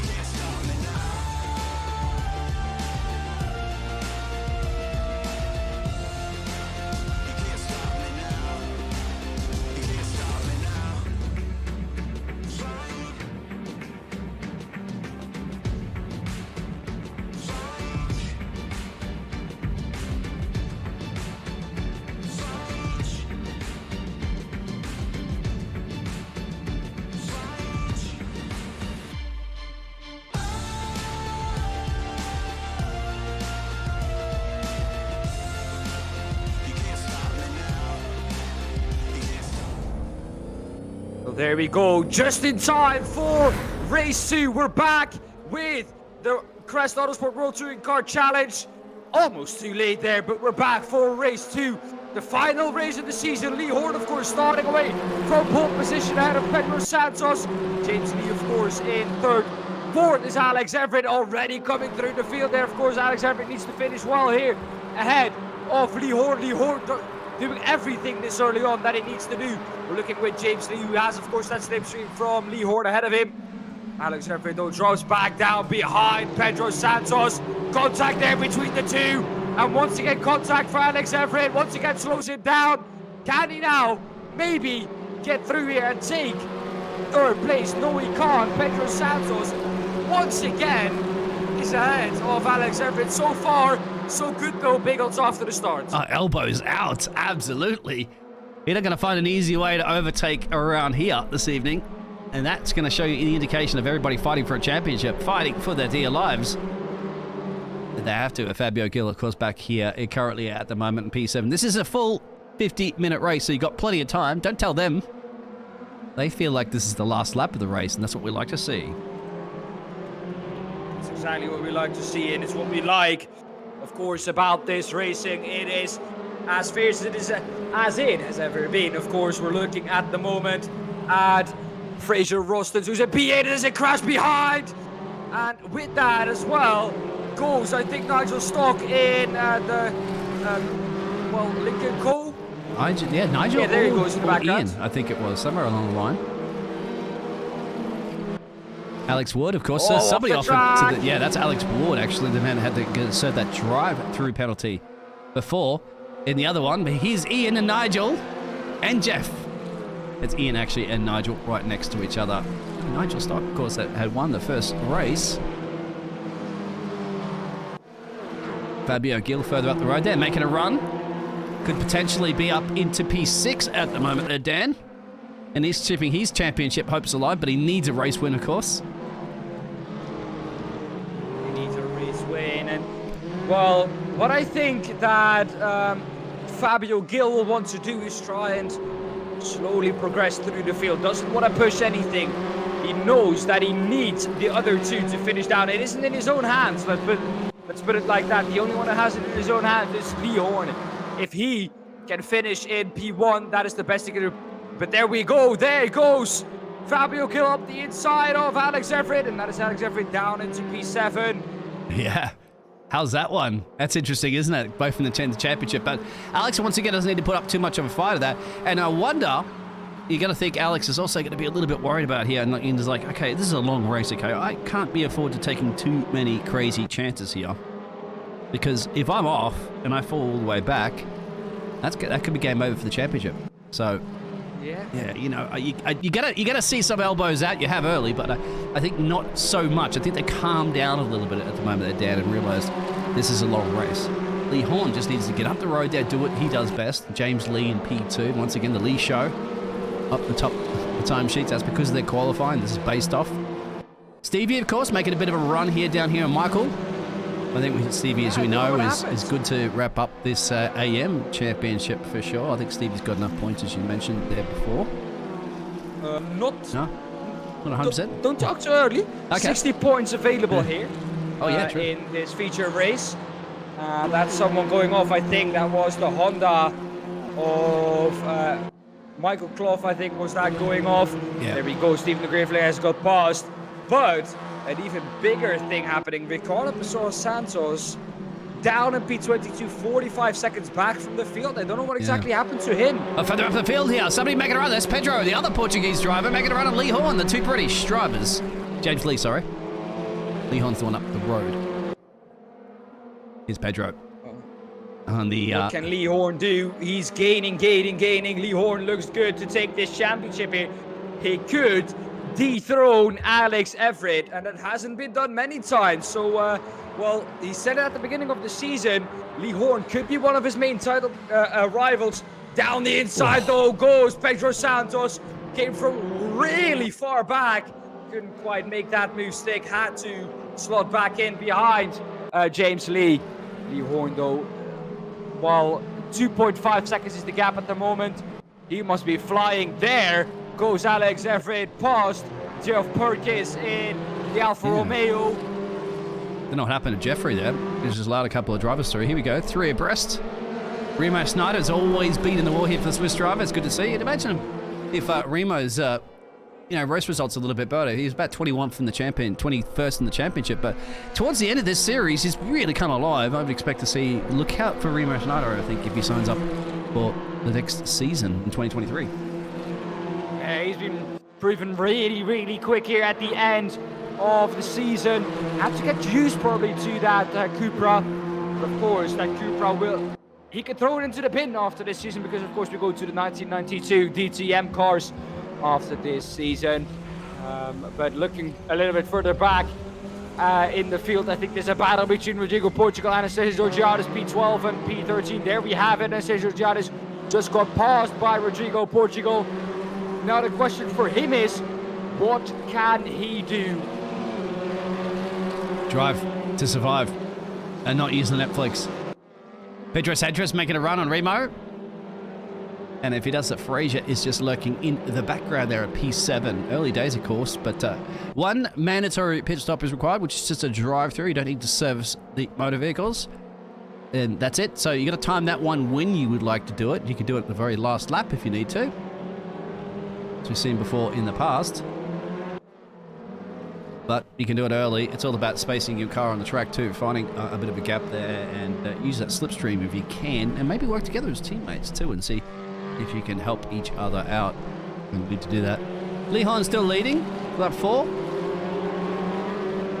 From James Lee, the Lee Show, and Alex now about a second and change a little bit further down there from Fabio Biggles, and there's a run at the moment there between Jeff and Rodrigo Portugal. Actually, Jamie Dory, I believe. It is showing why these guys are at the top 3 of the standings. Of course, James Lee now passed by Fabio Gill. If you can go up to the front, there's a fierce battle between those two. They're side by side at the moment. Here they come through the banking. It is Fabio Gill who's got ahead of James Lee. James Lee now the buffer between him and Alex Everitt. Fabio Gill needs to close that gap down. 3.3 seconds though, so that's going to be a big task for him to do. But he also, Biggles, has still 42.5 minutes left to make that happen. So still a lot of time for him to work on that. Yeah, don't cook your tyres too much. Take care of that car. I've always said that before, Dan. Take it out, buy it some flowers and take it out to a nice dinner if you need to, because that's the vehicle that's going to be bringing you the results for the final time this season. Presented by ApexTraxs. You all know about the ApexTraxs, don't we? They're our sponsor. And don't forget to vote a little bit later for our Apex Track driver of the series. As we go, continue the motor racing that's occurring around here in Germany. Alex in that the P4. Lausitzring. At the Lausitzring, yep. Well, James Lee, the race has settled down a bit now. We're into that quiet stage here, Biggles, somewhere into that stage where drivers will be thinking about that one pit stop. They have to make contact though between Alex Everitt and James Lee. We could hear it there on board with Alex Everitt. Not too much left on that car before we went into the twist. Of course, we saw that on this car all stripped from the inside. Alex Everitt though, is he allowed past by the Volkswagen GTI of James Lee? James Lee doesn't seem to have any straight line speed in that Volkswagen GTI though. So that's gonna hurt him down this long front and back straight. Through the banking, Alex Everitt will get a great exit. Will cut to the inside of James Lee, and I think this will be Alex Everitt up at P3. There's side-to-side contact between the two though. Alex Everitt pushes him to the outside wall. Now they turn in for turn 2. Contact again between the two. And he runs him off the track. He runs James Lee off track. James Lee couldn't make turn 3.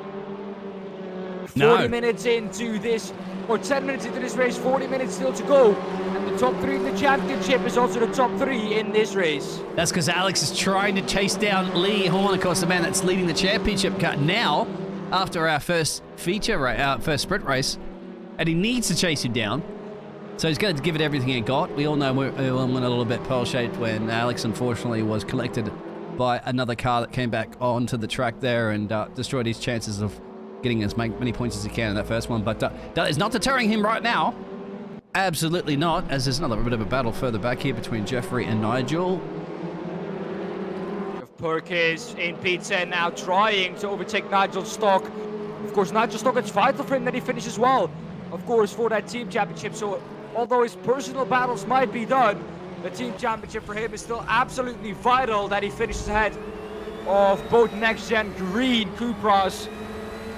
I have to say though, Fabio Gil, that gap was 3 seconds, gap down to 2 seconds already. So Fabio Gil is looking really quick in that Hyundai of him. Lee Horne though, not feeling too well coming into this evening. I have to say, hasn't driven badly at all, although he hasn't been feeling the best that he has been. So I have to give, of course, Lee Horne a big shout out for still driving at least. But of course he wants that championship so bad. But yeah, of course, gap back up to 2.9 seconds. Has Fabio Gil made a mistake there? Or was that just a timing glitch? I don't know. I think it's just a timing glitch. So Stevie's in the middle of a battle here between Roy and Michael. They're further back Stevie down the just field. has to play this smart, Biggles, Yeah. because Stevie knows that if he just finishes where he is now, Russ Butcher meanwhile gets a drive-through. I think he is Yes, he back did. down, or he is now down in 22nd place. But, well, Stevie knows that if he finishes where he finishes now... James is coming back he at the will, no moment from matter Alex. what. I saw he's going to set up the inlet. So I was going to say, you know, James Lee, of course, is, what is he, about 10th in the championship at the moment. But I tell you what, I think you got to represent the Lees, don't you? If he wants Lee Horne to win this race, because he's got Lee in it, I would just do that anyway if I was racing. I'll be like, you know what, I'm going to try to help you out, my friend. Try to make it difficult for Alex, just because, yeah, if you had Dean in your name right now, Mr. James Dean, then I would be doing everything I could to defend against another driver with my name, just for that very reason. But Alex put up the defense, and but Alex, I tell you what, James is still bringing him in there, and that gap, of course, is a little bit further up there, about 2 to 3 seconds. You mentioned there, Dan, and Fraser at the moment here looked like an overtake done, but I'm not quite sure. You see the car's going very wide, trying to break the slipstream. Look at this. Yeah, that's also Fraser Ross, who stays on the inside, says, no, I'm not going to follow you. You're going to travel more distance than I do going into that first turn. Although he's round, Fraser Rostons 2 on into that corner. Tokyo Drift through turn 1.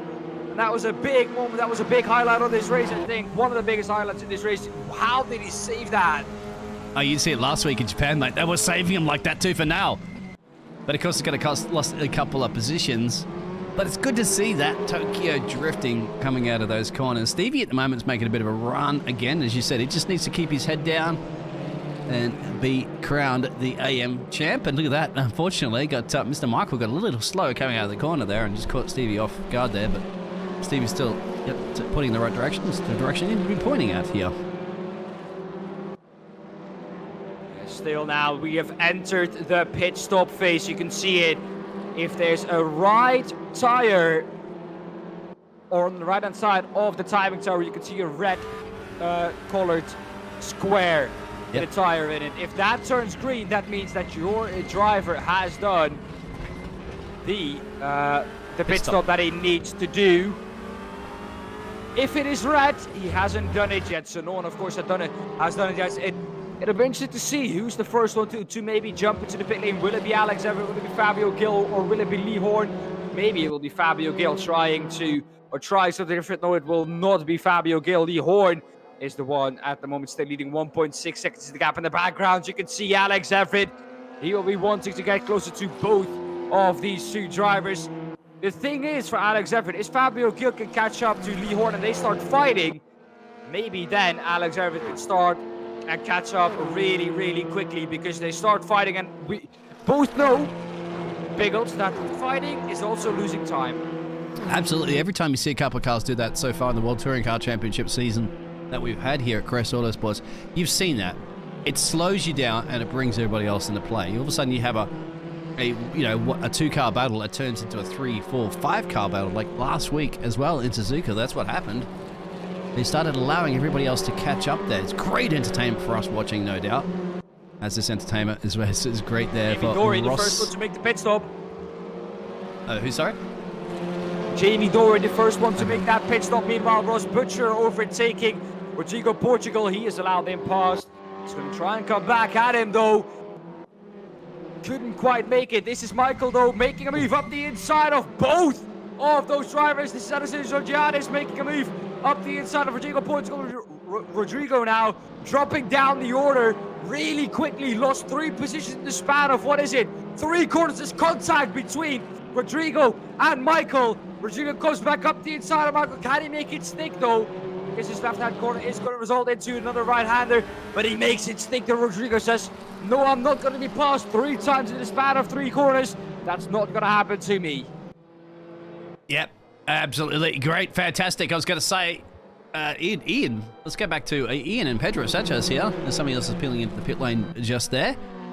As James would like to say, I thought you were going to quote that one as he left the door open. And what happened there? He got burgled. There you go. That's a trademark to Mr. James. Here we go, Pedro and Remo Snyder now putting a bit of pressure on the back of James Lee. That's battle for P3. Still yet to take those pit stops, of course, apart from Mr. Dory, he has, as you'd mentioned, and Mr. Smith. And they're running 19th and 20th, as you'd expect there, because it's a relatively long pit stop. Remo Snyder pitting up a fantastic fight, as I said, hasn't it, there for the Swiss driver. Alex Everitt. Look at it. Go on, sorry. Yeah, where is Alex? He's gone. Alex He has made his lane. pit stop. That's what I wanted to say. He's made his pit stop. He's already on the exit of pit lane. And can go off the pit limiter now. There we go. There he goes off the pit limiter. Still on it though. No, this is the point where you get at the pit limiter. There are 2 zones here at the Lausitzring, I think. One 40 kilometer and 160 kilometer an hour zone. But Alex Everitt has to wait a long time to get off that pit limiter. Remo Schneider, meanwhile, attacking. This is James Lee in the Volkswagen Golf GTI. He will be looking to probably pit next lap to try and cover off Alex Everitt. Fabio Gildo within a second now of Lee Horne at the front of the field. There goes James Lee, back pass though. I think Remo Schneider there in a ding-dong battle. Here we have Lee Horne. Will he pit this time round? I don't think so. He would have already been into the pit lane. Fabio Gil will stay out as well. Someone's gone into the pit lane. Anastasis Georgiadis won't do so though. The one who will try and overtake him. A wall touch there though for Anastasis Georgiadis. Rodrigo Portugal will now overtake him as well. But Michael has got past as well, I think. I think Nigel Stock got past as well. Nigel Stock, I think, into the pit lane. Yeah, still this battle's brewing here between James Lee and Remo Schneider. Still Lee Horne and Fabio Gil yet to box. They know they're going to come out probably where Alex is around P17. Can they cover him off? That's going to be the crucial part. These two... He's fighting not, I think. Yeah. This fighting is definitely going to slow them down. So I don't think they will be able to cover him off. So it's now a straight fight between those two, of course. In the AMP Championship, look, Stephen de Gravelier all the way up in P10. Ricardo Pessoa Santos down in P16. So it looks like that is all done if it stays like that. Although that's really wide from Rodrigo Portugal. Could Stephen de Gravelier maybe, well, take advantage of that? The inside still for the next right-hander is for Stephen. Or is for Rodrigo Portugal. Stephen de Gravelier though gets allowed past. They are teammates. Maybe a little bit of team orders. Yeah, there. I was going to say, are you going to be going for his team orders? And once again, this battle still brewing, of course, with Remo Schneider and James Lee. How much is once again that going to be costing them in the pit stop window? We're still yet to see whether or not Lee's going to be looking at going in. Oh, that's a complete lift off there. Somebody's gone right off track. Oh no, he's gone on the pit lane. No, that's the pit. Yeah, that's the pit entry. So that will give us information on whereabout James Lee will come back as well. So keep an eye on Ian Dina, or on Remo Schneider, excuse me. He will be into the pit lane now. Where he comes out, that is big for our information to see where he comes out in comparison to Alex Everitt. We know that it is a long pit lane here. It's a short pit lane, but it's a long pit limiter zone, of course. He's just coming in now too. That takes a long time to come back out, of course, until you can hit that go button. Alex is now, where is Alex on the track? It's very hard to see. He's coming around, I don't know this track that well. Dan, you'd probably tell me that one a little bit better where he is. He is around turn 8 and 9, I think. Here is turn 8. Still there? Yeah, there was Remo Schneider. He's now going to be coming onto the last corner, turn 10. He's now in the last corner. He will be in full throttle though, Alex Everitt. But Remo Schneider will have that long pit limiter zone to cope with. Let's see, where is he? He's still in that pit limiter zone. He has the inside line for that corner though, but there goes Alex Everitt. He's now going into turn 1. It will be tight on exit, I think. Of course, coming up to speed now is Remo Schneider. Will he make it? I don't think he will make it. Alex Everett will have this one. No, he won't. There he is. Alex is going to be zooming past. There. So Alex did get the job done. It gives us an indication of what the speed Alex has been doing. So that's going to be something that you'd be thinking about right now, isn't it? If you're Lee Horne right now. Drive-through. Roy Plummer, the man currently in, well, where is he at the moment? Roy Plummer is in P18. In P18, and he has a drive-through. There's a run for the lead here. Fabio and Lee, remember the championship battle contenders here. Lee Horne leading the championship. Fabio Gil third in the championship. And of course, they still have to box, so they're going to be more worried about covering off Alex Everett. That's what Lee Horne's probably thinking more about it. Fabio's just like, I need to just win this one anyway and just see what happens behind me. And Fabio has taken the lead, doing everything he can do. Fabio is the one who needs to win. And, well, Lee Horne isn't. If Lee Horne finishes in this position and he finishes ahead of Alex Everett, he will still be crowned champion. But Fabio Gil, what a drive. Closed up 3 seconds. And now past Fabio Gil. What a drive from the Portuguese driver. And, well, what can we say here, Biggles? It is Roy Plummer with another drive-through, speeding in pit lane.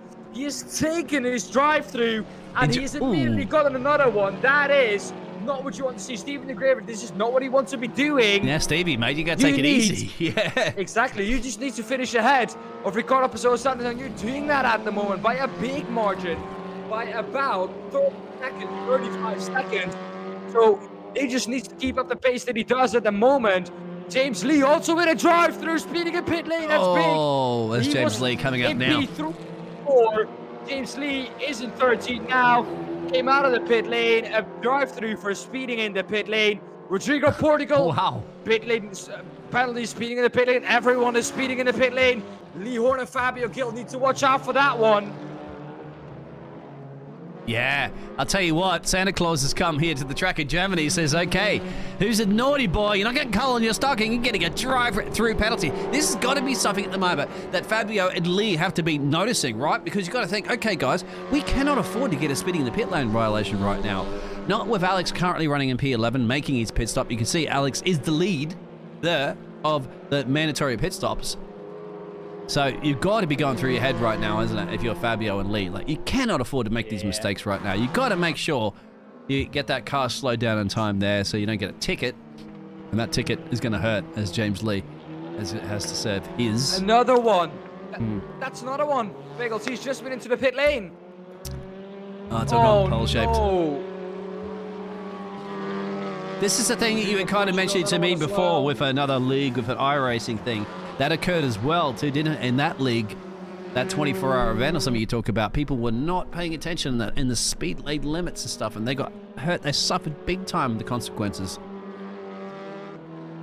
Yeah, well, they were not speeding in the pit lane. By the way, I can inform you we did not win. We finished third. Okay. But That's we will good. talk about that after, of course, the cast. But they got disqualified because they didn't take the right amount of time in the pit lane. There you We go. don't have a rule like that here. We do not have a rule that says that you need to be in the pit lane for this or that amount of time. But what we do have is the rule that you do need to make a pit stop, and is the rule that you do have to keep to a maximum amount of speed And Lee Horne's in in. the pit lane. Lee's in. This is For crucial. another drive-through. Oh no! This is not our for race drive-through, Lee leader. Horne. This is a regular pit stop. Well, not our race No, this leader, yeah. was our yeah. Fabio Gil now has got the lead over Lee Horne. Lee Horne now into the pit lane, though, so that gap will open up. Ian Deeney now the one who will be picking up that second place. Now, where's Alex? This is the crucial part. Is he going to be able to clear Alex? Because you know he needs to clear Alex. He said this championship is separated by 6 points over Alex. Alex needs to get past him, of course. He needs to get as many points as we can over to Lee, because he's not going to get no ApexTraxs on your wall if you don't. And where is, Lee Horne? He's, Well, Lee Horne doesn't still have pit to road. finish ahead of... No, he doesn't. Well, it's 6 points, as we as said, long as he separated. just makes sure that he finishes right behind Alex Everett. He's got him easy. He Look, will Alex still is be down the main champion. straight away. Look at this. Alex down the main straight away. And Lee Horne should be hitting that loud pedal very, very soon. It's slow. It's so painful here. It must be absolutely painful for the next gen racing team here at the moment because you got to wait till you get to that point and then hit the loud pedal. And there's Alex. Where's Alex? Alex is coming around now. And Alex is going to be able to see him. Alex won't have him. Up the road. Yeah, but he'll see him now and go, all right. He will be up to speed, though. He will be up to speed. So he will get a couple of tenths, maybe a second down this straight, but I don't think he will be able to do anything. No, look at that. That's the gap. He has closed up, though, to Lee Horne over the last couple of laps, though. So it's not over all yet. Let's hope that Lee Horne didn't get a speeding in pit lane penalty, and I don't think he did. Last lap, though. Oh, something just popped up there. You scared me for a second. That was entertaining. And Anastasius, of course, that got one. It seems because everybody's getting it. That's got to be the scariest note you're going to hear in your ear right now, isn't it? When you hear that drive-through penalty coming. And I've got Lee Horne probably had a little bit of a heart rate Code Brown moment at the moment. I almost had one thinking he was going to get that penalty. That would have been all game over for him. You can see Alex in the background there now. There's only one car between them. And that's Russ. Right there, Mr. Russ. Now, Fabio, when's Fabio going to come in? And has Fabio calculated the times? We'll keep an eye on those best laps and last laps. 142.4 for Fabio. We can't give you a real good indication of the lap time. Well, we can from Alex, of course, because he's been out. Alex did a 41.9, so Alex did shave a bit of time and has been shaving some time. 42.4 last time around for Fabio Gill, so that's 5 tenths gained by Alex Everitt. And we know Fabio knows he has to win it. And he has to win it and hope that currently at the moment that Alex Anastasia and Georgiades get another one. Yeah, this could be like double messages coming up at the moment. We don't 100% sure if that... the message coming up is probably guaranteed because we have seen him go on the pit lane, but where it comes up twice might be just a little bit of a technical error. Seems that they're getting double spitting in the pit lane violations, but I think they've only been going in one. Stevie at the moment still yet to make his pit stop, but he's up at a P4. But we're still worried about where Fabio's going to come and what time he's going to be doing. Can he clear Lee and Alex? He's into pit lane. There we go. Fabio Gill, the leader of the race. The man who needs to win this race at the moment into pit lane. Of course, if he wins, he still needs Alex Everitt to finish 5th or 4th or lower, and he still needs Lee Horne to finish 5th or lower. So it isn't in his own hands. He still needs a little bit of luck from those drivers to finish down the order. Maybe if they start fighting together and they start, well, hitting each other, maybe then he can win. Of course, we don't hope for that, but that is probably what Fabio Gill is hoping for. And in the background, you can see Ross Butcher is now gone in between those two, and it's a straight fight between Lee Horne and Alex Everitt. Last lap time for Lee Horne was a 2:31. Of course, no representative lap time still for Lee Horne. We've got to wait one lap until we have information about what pace he is doing. Alex Everitt, though, his last lap, invalid. So he had an off track there.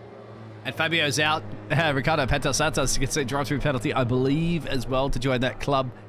That'll help Stevie. Well, Pedro doesn't. Let's hope Fabio Gill doesn't have any. Where's Lee Horne? Down the main straightaway. Now, you keep an eye out. You're going to have Fabio pulling out of the pit lane. It'll be to your left. It's very, very hard to see, but he'll be on the inside line. He should already be up the road. I believe he is. How far up the road? There's Fabio there. There he is on the left-hand side. Right there. So he's going to be looking at this Lee Horne approaching at high speeds, of course, as Fabio makes his way up into the fastest he possibly can. And look how close they've come out after their pit stops. They're dead. That's amazing to see, of course. Pit stops always taking into account different pit stop moments, but still, this is how close they are. What he now needs to do is maybe slow Lee Horne up, slow Fabio Gill up, or slow Alex Everitt up to try and let the rest catch up and try and overtake them. That could be the strategy. Ricardo Dos Santos with a drive-through. Lee Horne, though, around the outside for a provisional race lead. Can he make it stick? Not quite. Now on the cutback, maybe to Fabio Gill. He has the inside. The next corner, though, will be to the left, so it won't be the inside for Lee Horne there.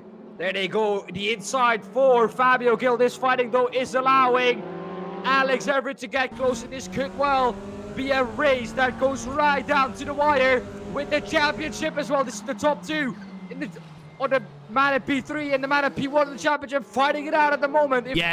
This is exactly the reason why Lee wants to get past. He knows he has to. He doesn't have to get past, but he wants to get past, so he has a buffer to Alex that's coming.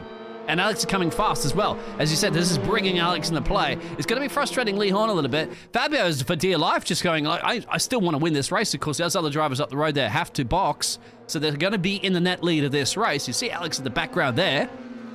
Fabio's like, I've got to give everything I possibly can just to lead. And then hopefully that when Alex does come to this party, and will be coming to this party soon, that those guys can take care of themselves and Fabio can win the championship. That's all he can hope for. And why not defend for dear life for the Portuguese driver? Well, Fabio Gil here has him covered up. Of course, had some cold tires maybe coming out of the pit lane. That's why he didn't have the full grip. Now Fabio Gil can maybe work on a gap to Lee Horne, because it does look like now after that first lap, Fabio Gil is a little bit quicker than Lee Horne. Lee Horne, though, if he can just keep up in that slipstream and make sure that Alex Everitt doesn't overtake him, that's all that he needs to do. Sounds easier said than done, doesn't it, at this level of racing, but it's not. Keep an eye on the gap to Alex. 4.3, that is. 4.3. We still yet to see Nigel, Ian, and Steven do their mandatory pit stops. They could do that anytime they want, no doubt. That's going to be looking good for Steven to wrap up the AM Championship, but this battle, of course, is still deciding. These essentially provisionally leading the race here. Fabio Gil, Lee Horne, and Alex Everitt are all 1, 2, and 3 in the championship. Now, Dan, just to let everybody know, those point situations currently at the moment between Lee, Alex, and Fabio.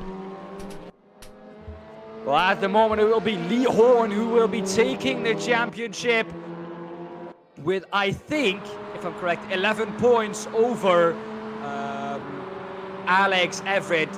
Fabio Gil, though, could still grab the second position here if Alex Everitt does go down one more position. Ian Deeney, meanwhile, making his pit stop while we were looking at this. This is the man, Alex Everitt, who is our or who is our champion from the previous season. Can he defend his championship? He has 17 and a half more minutes to do so. At the moment, it's not looking good for him. He still needs to overtake both both Fabio Gil and Lee Horne in order for him to still win this championship. So it's going to be difficult for him to do so. Not impossible, though. We have seen bigger gaps that have been closed up here today. And if Lee Horne and Fabio Gil start fighting at the front of the field, this could well be still a chance for Alex Everitt to close up. Which is exactly what Alex has done before in the past. He's a man on a mission. He will get it done, of course, and he will very much be perhaps one of our Apex driver votes for the day there. And don't forget to think about voting for your ApexTraxs. This is the ApexTrax Grand Prix presented by Crest Autosport for the World Touring Car Championship for the finale of 2022. Of course, we're signing up for the 2023 season when they go back in time to the 92 time for the DTMs. But for now, this is modern times. It is 2022. And somebody has to run up championship. Still 2 drivers on Nigel and Stevie yet to box. But as you mentioned, that is the crunch time, isn't it, between all the points? And so far, so good. Lee looking good. But keep an eye out. I think Alex just needs to put in bankers after bankers after bankers. Alex needs to go visit his friendly bank manager there and says, I need a withdrawal of everything I can possibly get right now. Everything I can eke out of this Lincoln Co car for the Crest Autosports team. Well, he wants everything out of that car that he can get. Well, the question for him is, can he do so? That's a big slide on there. And you don't want to be doing that into turn 1. We've seen it a couple of times before. That these touring cars, of course, being front-wheel driven, you can, well, kind of get them straight again by just stamping on the throttle. So he did what he needed to do there. Kept the car going in a straight line now under attack, though. Can't fend off, though. Luckily for him, doesn't lose any positions with it. Michael, of course, a bit of an exciting character, of course, in the newcomers there for the RAF. I guess that could be the Royal Air Force Motorsports their team. Good to see if it is. And I'll tell you what, he's flying. There you go. He's earned his wings because he's certainly been a very feisty driver here this evening, both the sprint and the feature race, and of course, if he's qualifying as well. So keep an eye on perhaps Mr. Michael if he signs up for the new season in 2023. Nigel still yet to make a pit stop, as well as Stevie. Now, Steven, of course, we mentioned there before, always comes to have a bit of a chat to us, doesn't he, in the chat? He won't be chatting and driving right now, but our Belgian driver comfortably to take out our AM champions, because Ricardo Santos is plump last at the moment in 17th place with 6 retirements, I think, there, Dan. Yeah, well, that's not looking great there for Ricardo Pessoa Santos. Although I have to say, Stephen de Graveler still has to make his pit stop, so it's not all over yet, and it could still be decided. Well, the thing is, Gabriel Lopez here in P15 is already almost on a lap. Yeah, you're right. So lap traffic also coming into play now with 15 minutes to go. That will, exactly. So I've got Jill covered there at the moment there, because I'm going to keep an eye on Fabio. He's got pulling a little bit of gap now, actually, to Lee Horne. Now, that's because I think Lee Horne is probably what he's doing currently at the moment. It's just sitting in this car and just looking at his lap times. He knows that, okay, I'm doing a 42 flat. Alex did a 42.4 the last lap. So he's like, I'm covering off Alex, which is all he needs to do to win the championship. He doesn't need to risk it for the biscuit too much. There's the lap traffic coming up at the road. Now lap traffic can help Alex, of course, as a teammate. That's Stevie, actually, believe it or not. Yeah, that's Steven, who asked yet to make a pit stop.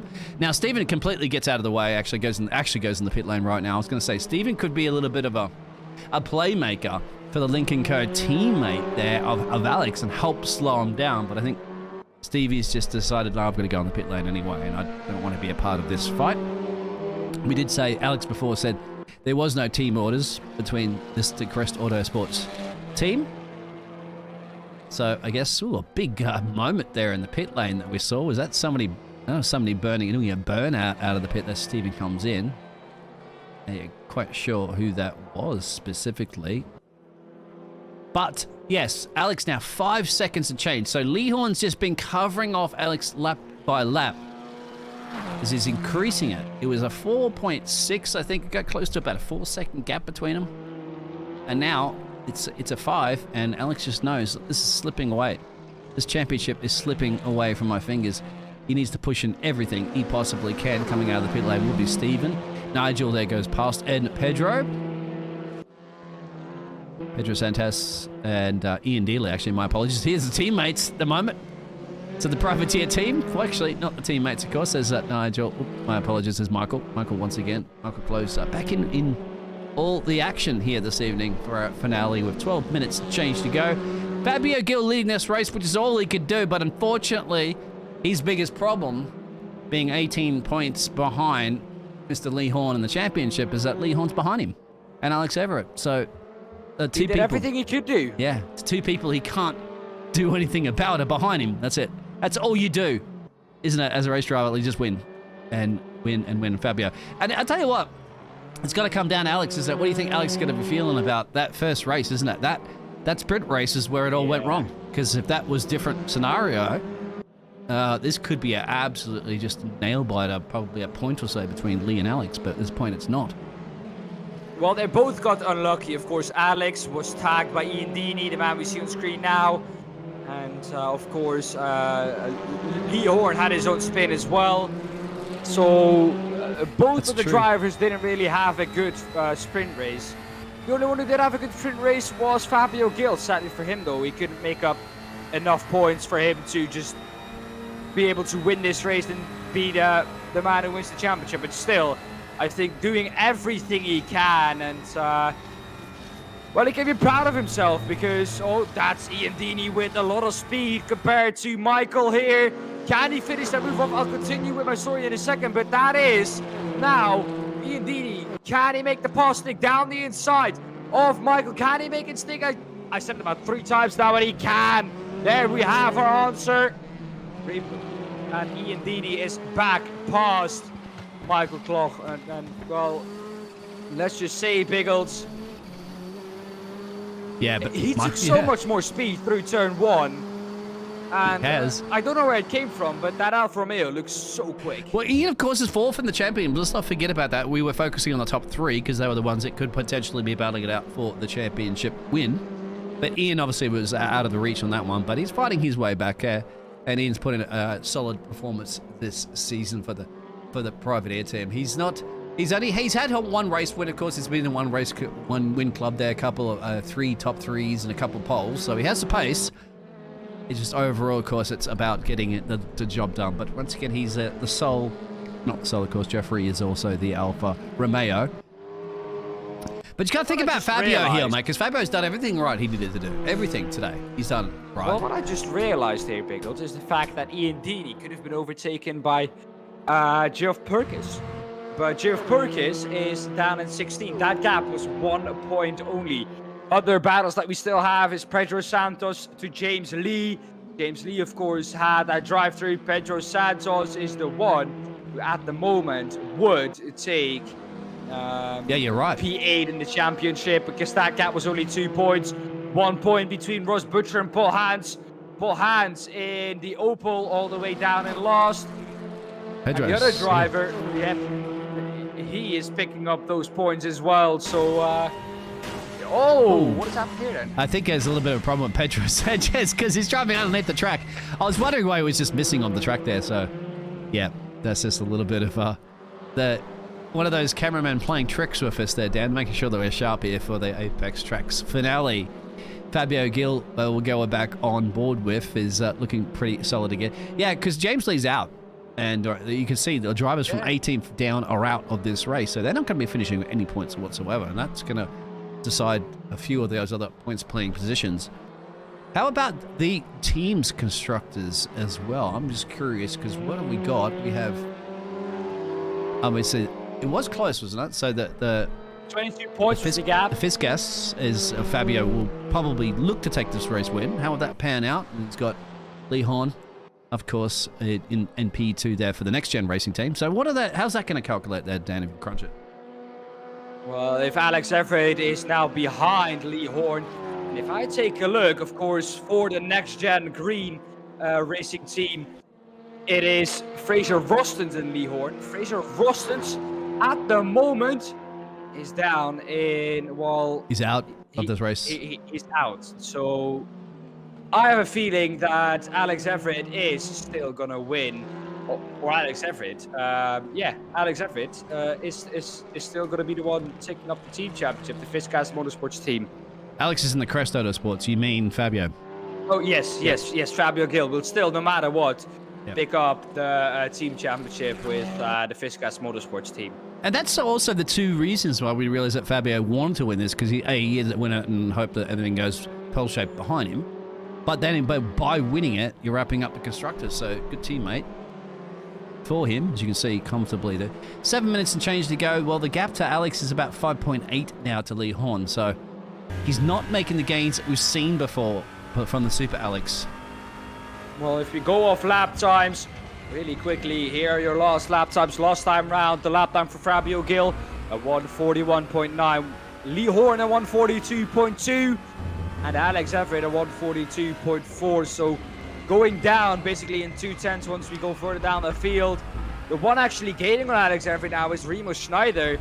He did a 142.1 and a 141.7 by Ian Deeney in that Alfa Romeo. So he's looking mighty quick, and he could still maybe catch up to Remo Schneider and Alex Everitt. Alex Everitt looks a little bit too far ahead. That gap though is 16 seconds. Interesting. It's always going to come down to the last race and to the final wire. Stevie, at the moment, as you said, we'll get the AM's champions. As long as he just finishes this race, he looks pretty comfortable because his closest rival there for the AM is currently running last at the moment. Good to see Mr. Santos getting the job done and just bringing the car home. He doesn't know if Steven makes a mistake as well, too. Anything can happen. Has to score a few more points, no doubt. And Ian, as you said, is currently in P5, fourth in the championship. Michael Clough, you'd have to keep an eye out for him. I have to say, it's going to be interesting to see if he does sign up for the new season because he's a relatively newcomer for the Crest Autosports and certainly has been a very entertaining driver. A driver with a lot of feisty in him. And at the moment, Pedro Sanchez has just disappeared from the race, but he is there, believe it or not, on the timesheets. Remo Snyder as well. I mean, this is it. The Swiss driver's really been putting some great performances. He really has. Now, he's got a top 3 before. He never had a race win or a fastest lap. He's 19th in the championship. But I tell you what, he's running 4th in the championship and has been putting up some great racing. I'm going to be looking forward to seeing Mr. Remo Schneider there for some future races, hopefully. And if he continues on that improvement path that he's been on, that will be looking quite good. Well, if you want to know how excited this racing is, I got the message saying that the sound level is 90 decibel here in the room. About 3 times in the last, half an hour? So if that doesn't tell you anything, then I don't know what does, Biggles. It's been an amazing season. We hit 90 dB? We're now in the last, yes, we're now in the last, well, we were over it. We were over 90 dB. We were, or at least I was, at around 102 at some point. That's it. You'd be great for theatre, my friend, because when I did at theatre, I actually was on stage there. In a theatre without microphones. You have to scream, right? Yeah, I put a dB minute right at the back of the theatre, where the lighting room is, and the directors were like, "You're going to have to hit 110 dB." Even during rehearsals when nobody's in the theatre, because everybody's in the theatre, of course, it absorbs the sound. And that takes a lot to hit 110 dB, just talking on stage and performing. So, yeah, 90s alone. Yeah. And then again, you're not on stage performing, but that's quite a lot, as Gabriel's still tucked up at the moment here for our Colombian driver. But there you go. So Lee Horne in P2 looking to wrap up this championship. Comfortable as hit here because he's covered off Alex. In fact, he's even gained more time on Alex. I think at this point, Alex is probably thrown in the towel and says, all right, I'm going to have to accept P2 in the championship because, what is that, 18 points? So what's the gap difference between... It's got to be 11 6 points or 11 if between they finish Fabio, like this. Right? Well, what about between, 11 points. The gap is going to be between Lee Horne and Alex Everitt. Fabio Gill and Alex Everitt, though. Fabio Gill will gain if I quickly Well, check he'll get my it because I was facts. going to check that. I think it's... No, he will not. He will not. He will finish 2 points behind Alex Everitt. So Alex Everitt, it's vital for him that he still keeps that 3rd position. But we're in, Biggles, to the last 3 minutes of this championship and the last 3 minutes of 2022 racing here with Crest Autosports, the World Touring Car Challenge. And well, I just want to reflect back on this season real quickly. What a season it has been. Meanwhile, it is Fabio Gill in traffic now.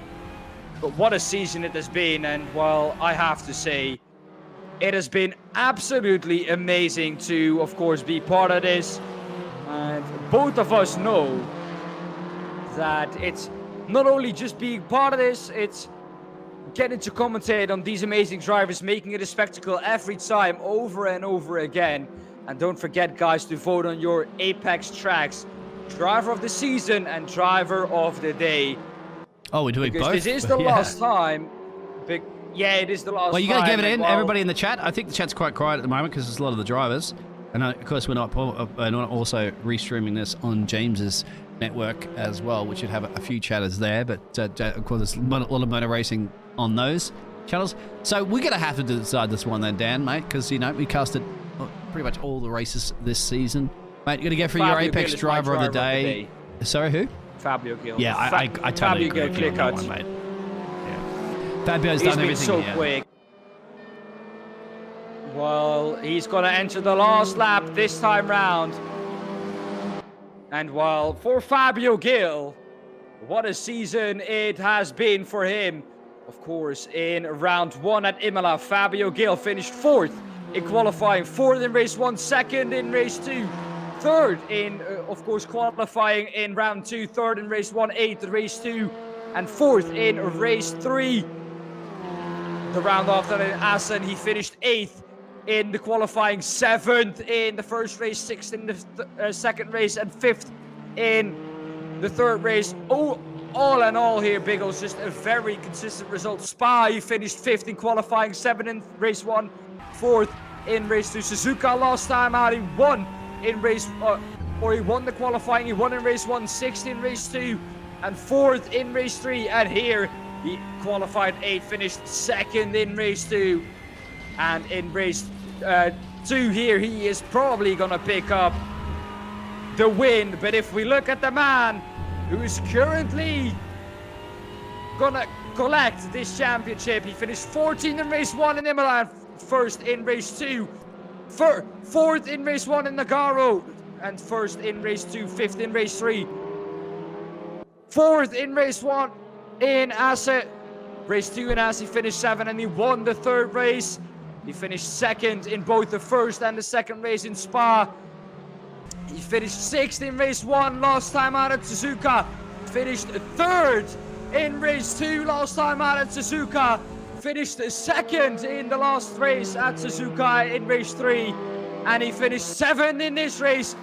Fabio Gil is gonna come through to win, but behind that is Lee Horne, who's gonna be the champion of Season 3 here in the World Touring Car Challenge, the Crest Autosport World Touring Car Challenge. What a journey it has been for him. And Alex Everitt has to settle after a beautiful Season 2 for him for a 2nd place in the championship. What a season it has been for the top 3. And well, a little bit further back, it's time to look at our AM standings. It's time to look at probably our AM winner. And it will be Stephen de Grevelier who will be finishing first there. He was untouchable here in the 2nd race at the Lausitzring here, and well, he is a deserved AM champion. He was close last season, and he's going to be even closer. In fact, he's going to be able to take that trophy, and he is going to finish this race in 10th, but more importantly, he's going to win the AM class. This is Lee Horne, your championship winner. Biggles, what a season, what a drive from this man. And it's a well-deserved championship. Yeah, with 3 less wins there to Alex, but it's all about those top 3 places as well. Well, 7, 2 poles, 2 fastest laps. That made a little bit of a difference there. Against Alex. Alex, a mastermind, isn't it? 6 wins, 10 top 3s. No poles, believe it or not, that Alex got. 4 fastest laps. But it's all about consistency is key. And take it away from Fabio Gil, of course, for doing what he to do today. There's your results. Well, for one last time in 2022, Fabio Gil will win in the Crest Autosport World Touring Car Challenge. Lee Horne 2nd, our newly crowned champion, Alex Everitt in P3, who has to settle after a Season 2 with a win of the championship, has to settle for 2nd this time round. Remo Schneider in 14, Dini 5th, McLaughlin 6th, Nigel Stock P7, Pedro Santos P8, Alex Ward P9, Stephen de Grevelier, the man who of course won the AM championship, and he did it with, well, what a result he did it with. If we go to the AM championship, let's look at Stephen de Grevelier, 7th overall in the championship as well. He did it with no top 3s, no poles, but with, of course, 1 fastest lap. And while what a season it has just been for Stephen de Grevelier, and well, an amazing season overall. I cannot say it well enough. What a season! 6 races or 6 rounds, and well, we of course enjoy them to the fullest. I've just got confirmation. Alex Everitt finishes behind Lee Horne. 7 points. Oh, it comes down to that, isn't it? That schedule that we had, a grueling 6 rounds, had to be wrapped up on that one. Because there's more to come. I think where it went wrong here, Biggles, for Alex Everitt is in race 1, where he, of course, lost that 4-point lead, of course, due to contact with Ian Dini. Of course, no intent in that. Let's continue with where we, of course, left off. This was the results from race 1. Nigel Stock winning that one. Fabio Gil P2. It was crucial that he did that. Of course, finishes 10 points behind Alex Everitt. Remo Schneider coming through in 3rd there. Let's take a look at our qualifying results real quickly. Yes, sir. There's qualifying results. Lee Horne, of course, our pole position man who started the last race of the season from pole position. Pedro Santos in 2nd and James Lee in 3rd. Alex Everitt had to come all the way from P4. And if we take a look, I don't know why he isn't on here, but Fabio Gil qualified P7. So he had to come all the way from P7 in that race. And well, what a drive it was from Fabio Gil. And this is the last results from these races. Fabio Gil finishes first. Lee Horne finishes second. And Alex Everitt finishes third in that race. Well, no one in the waiting room yet, Biggles. Yeah, I was going to say. I would love to talk to Lee Horne. Yeah, we definitely have to have a bit of a chat to those drivers. Really give them a bit of a breather. Of course, they did 15 minutes of a grueling race. 50, sorry. Not to mention our sprint race a little bit earlier there. They had a bit of a breather between that. Teams Championship, it'll definitely wrap it up there to the FizzGas team. Yeah, they will wrap it up. FizzGas Motorsports, they were really quick. Lee Horne, though, is in now into the interview waiting room. Let's drag our newly crowned champion who wasn't feeling too well today, but still said, I'm going to put a land on Norris. And well, he did. He still raced, and it's our newly crowned champion. Lee Horne, first of all, congratulations, and what a drive. Thank you, gents. Yeah, that was a bit sweaty, to say the least. With what happened in race one, I was like, oh my God. First of all, me and dropping back, and then I really felt for Alex. I don't think what happened with him was anything to do with him, and it's not really the way that you like it to go with your rival. You want to be racing him on track, but sometimes that's the way racing goes. So yeah, unlucky to Alex, but yeah, I'm over the moon to come back to race room and take a series championship. I'm buzzing. It's really cool. I think it comes down to that qualifying results that you did, isn't it? Because that made all the difference in the actual feature race. You set the fastest lap there for the next gen racing team. You couldn't quite get it. Of course, you were denied the team's championship, but hey, you're battling it for yourself in the overall drivers championship because it was a tight battle. Do you think it came down to that qualifying, knowing that Alex is qualified in P4? And of course, I'm very unfortunate what happened in the race one, but you just seem to just explain like when you're battling it out with Fabio at that point, kind of like I've got this championship. I just need to keep Alex at bay, and you were gaining more on Alex towards the end. Yeah, I mean, first of all, qualifying, my game plan was go for the best position I could, ideally pole. And then when it was nip and tuck and seeing how close the times were, I've got to give a big shout out to fellow teammate Jamie, who towed me round for that quicker lap and helped me out just to get that.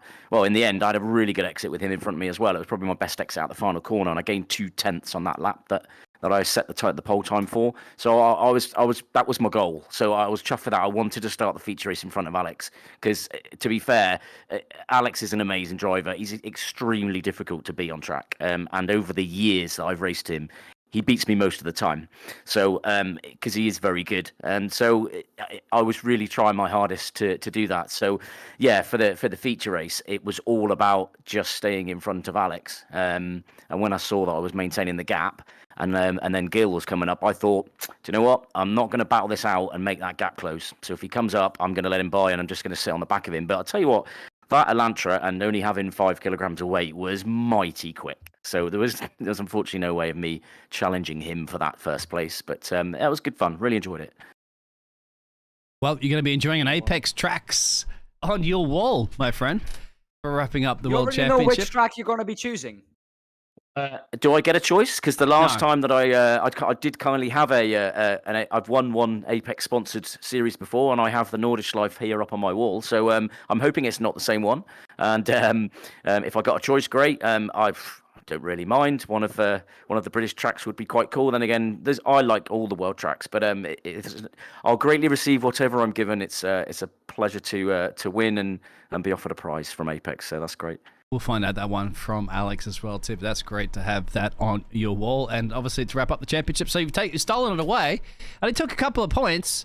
And overall, you'd have to say you're not too bad considering you had 3 less wins. And also 3 less top 10s at the moment as well, too. So consistency. It was mighty close all season, but that was the key, I think, for me. And that was finishing as close to Alex as I could when he was behind me. And obviously, the first Enduro, I managed to get the victory and finish ahead of him, and I had the lead for the first half of the season, but he was clawing it back. And then coming into the final round, I mean, it couldn't be closer with 4 points. And I think that's what the series needed, some battling for the championship, and no runaways, so to speak. So yeah, I thoroughly enjoyed it, and I must thank yourselves and Alex at Crest Autosport and Apex, obviously, for sponsoring, and all the other sponsors for obviously putting together a great championship.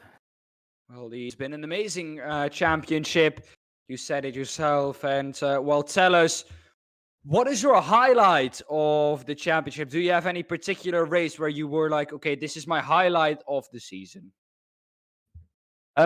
If I'm brutally honest, I've been away from Race Room for a good time now. I used to race it all the time, and predominantly was Race Room, and I've been on iRacing for quite a bit. And the touring cars are very different across the two games. I love Race Room, but I've not been on it for a couple of seasons now. So for me, the whole thing's been a highlight because I've come back to the touring cars that I love. I've always loved Race Room touring cars, and I've won a few series in the past on this game with these cars. So the whole thing really just coming back and thoroughly enjoying myself and battling with guys that I've raced with for many years. And it's just been great fun. So yeah, the whole thing really.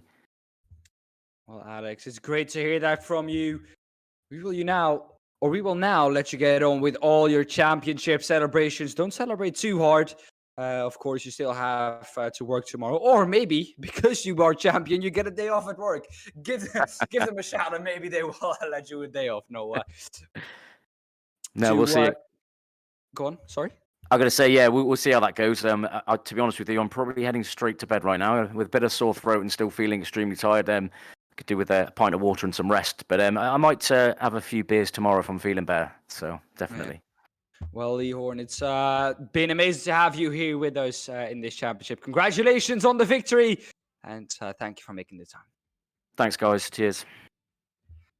Well, that's one championship winner wrapped up in the booth here. Let's get in another. Let's drag in the one, the only AM championship winner, Stephen the Gravelier. Stevie, welcome. Hello, good evening.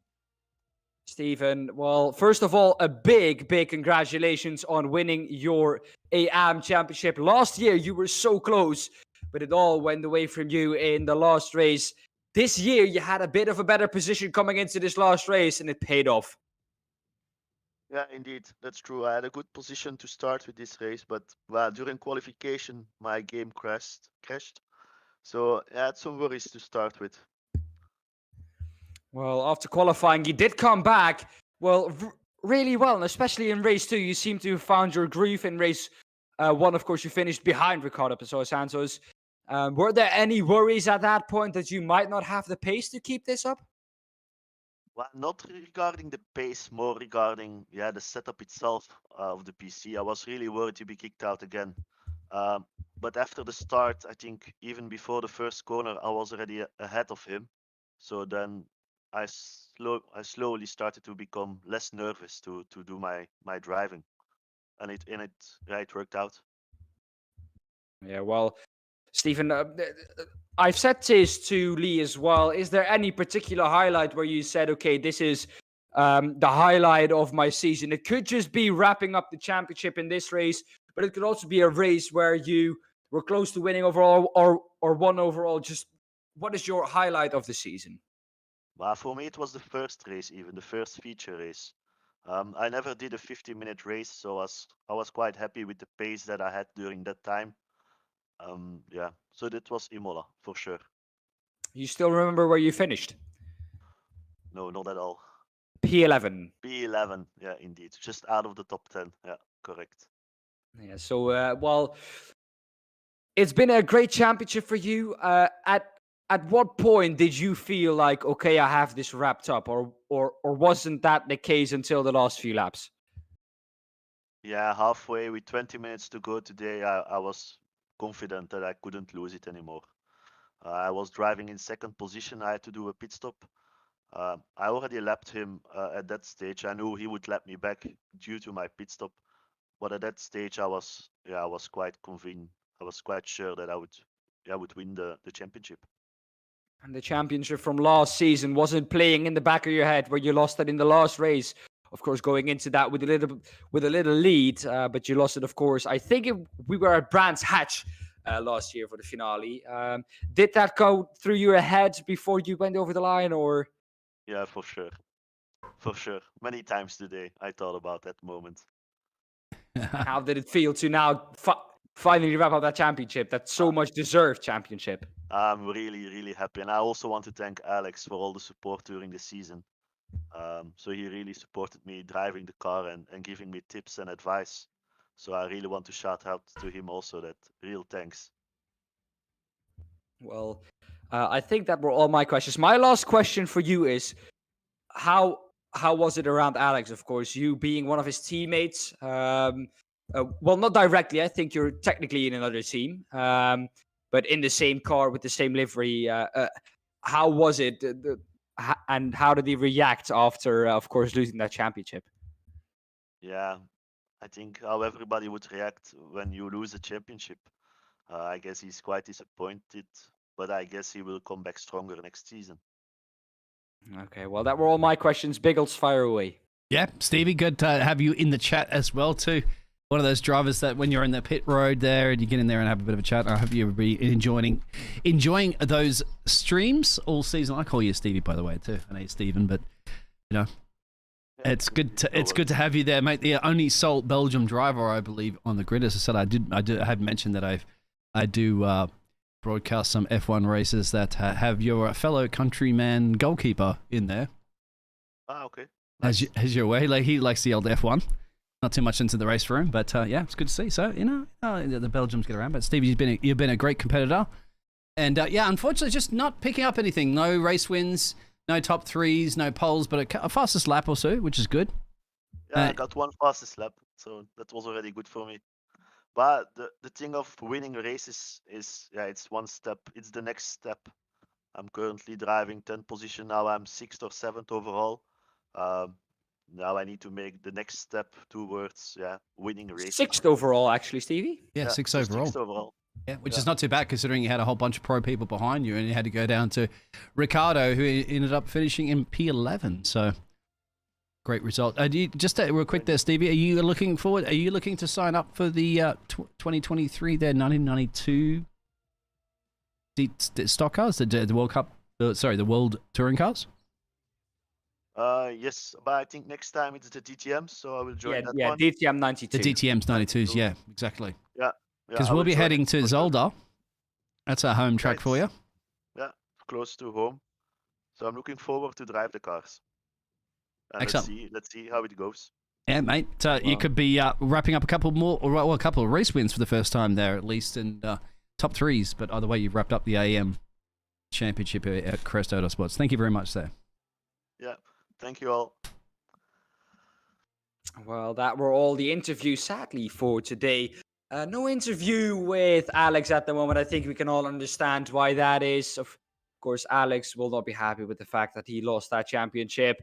And so, well, we will give him the time, of course, Biggles, to get on top of that. It's never easy to lose something you fought so hard for, let's be honest, because You're it right. was a hard-fought fight at the top of that field. And, well, the way he lost it in race 1, of course, never happy. But I don't think there was anything intentional with that from Ian Dean. He would never...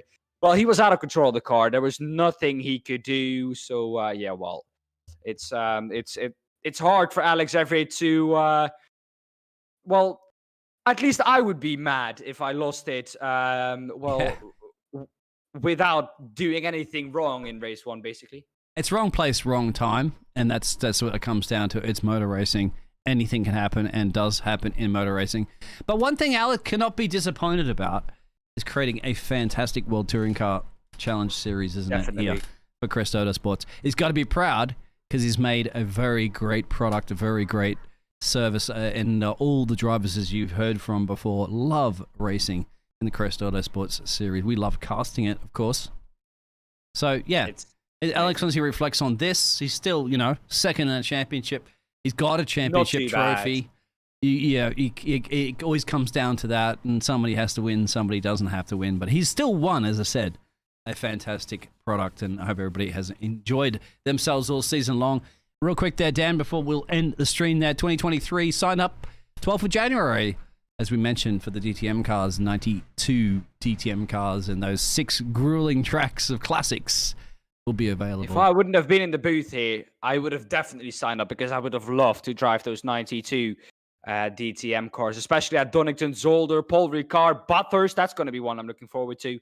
Interlagos, always a great track. And then, of course, the cherry on the cake or the icing on the cake.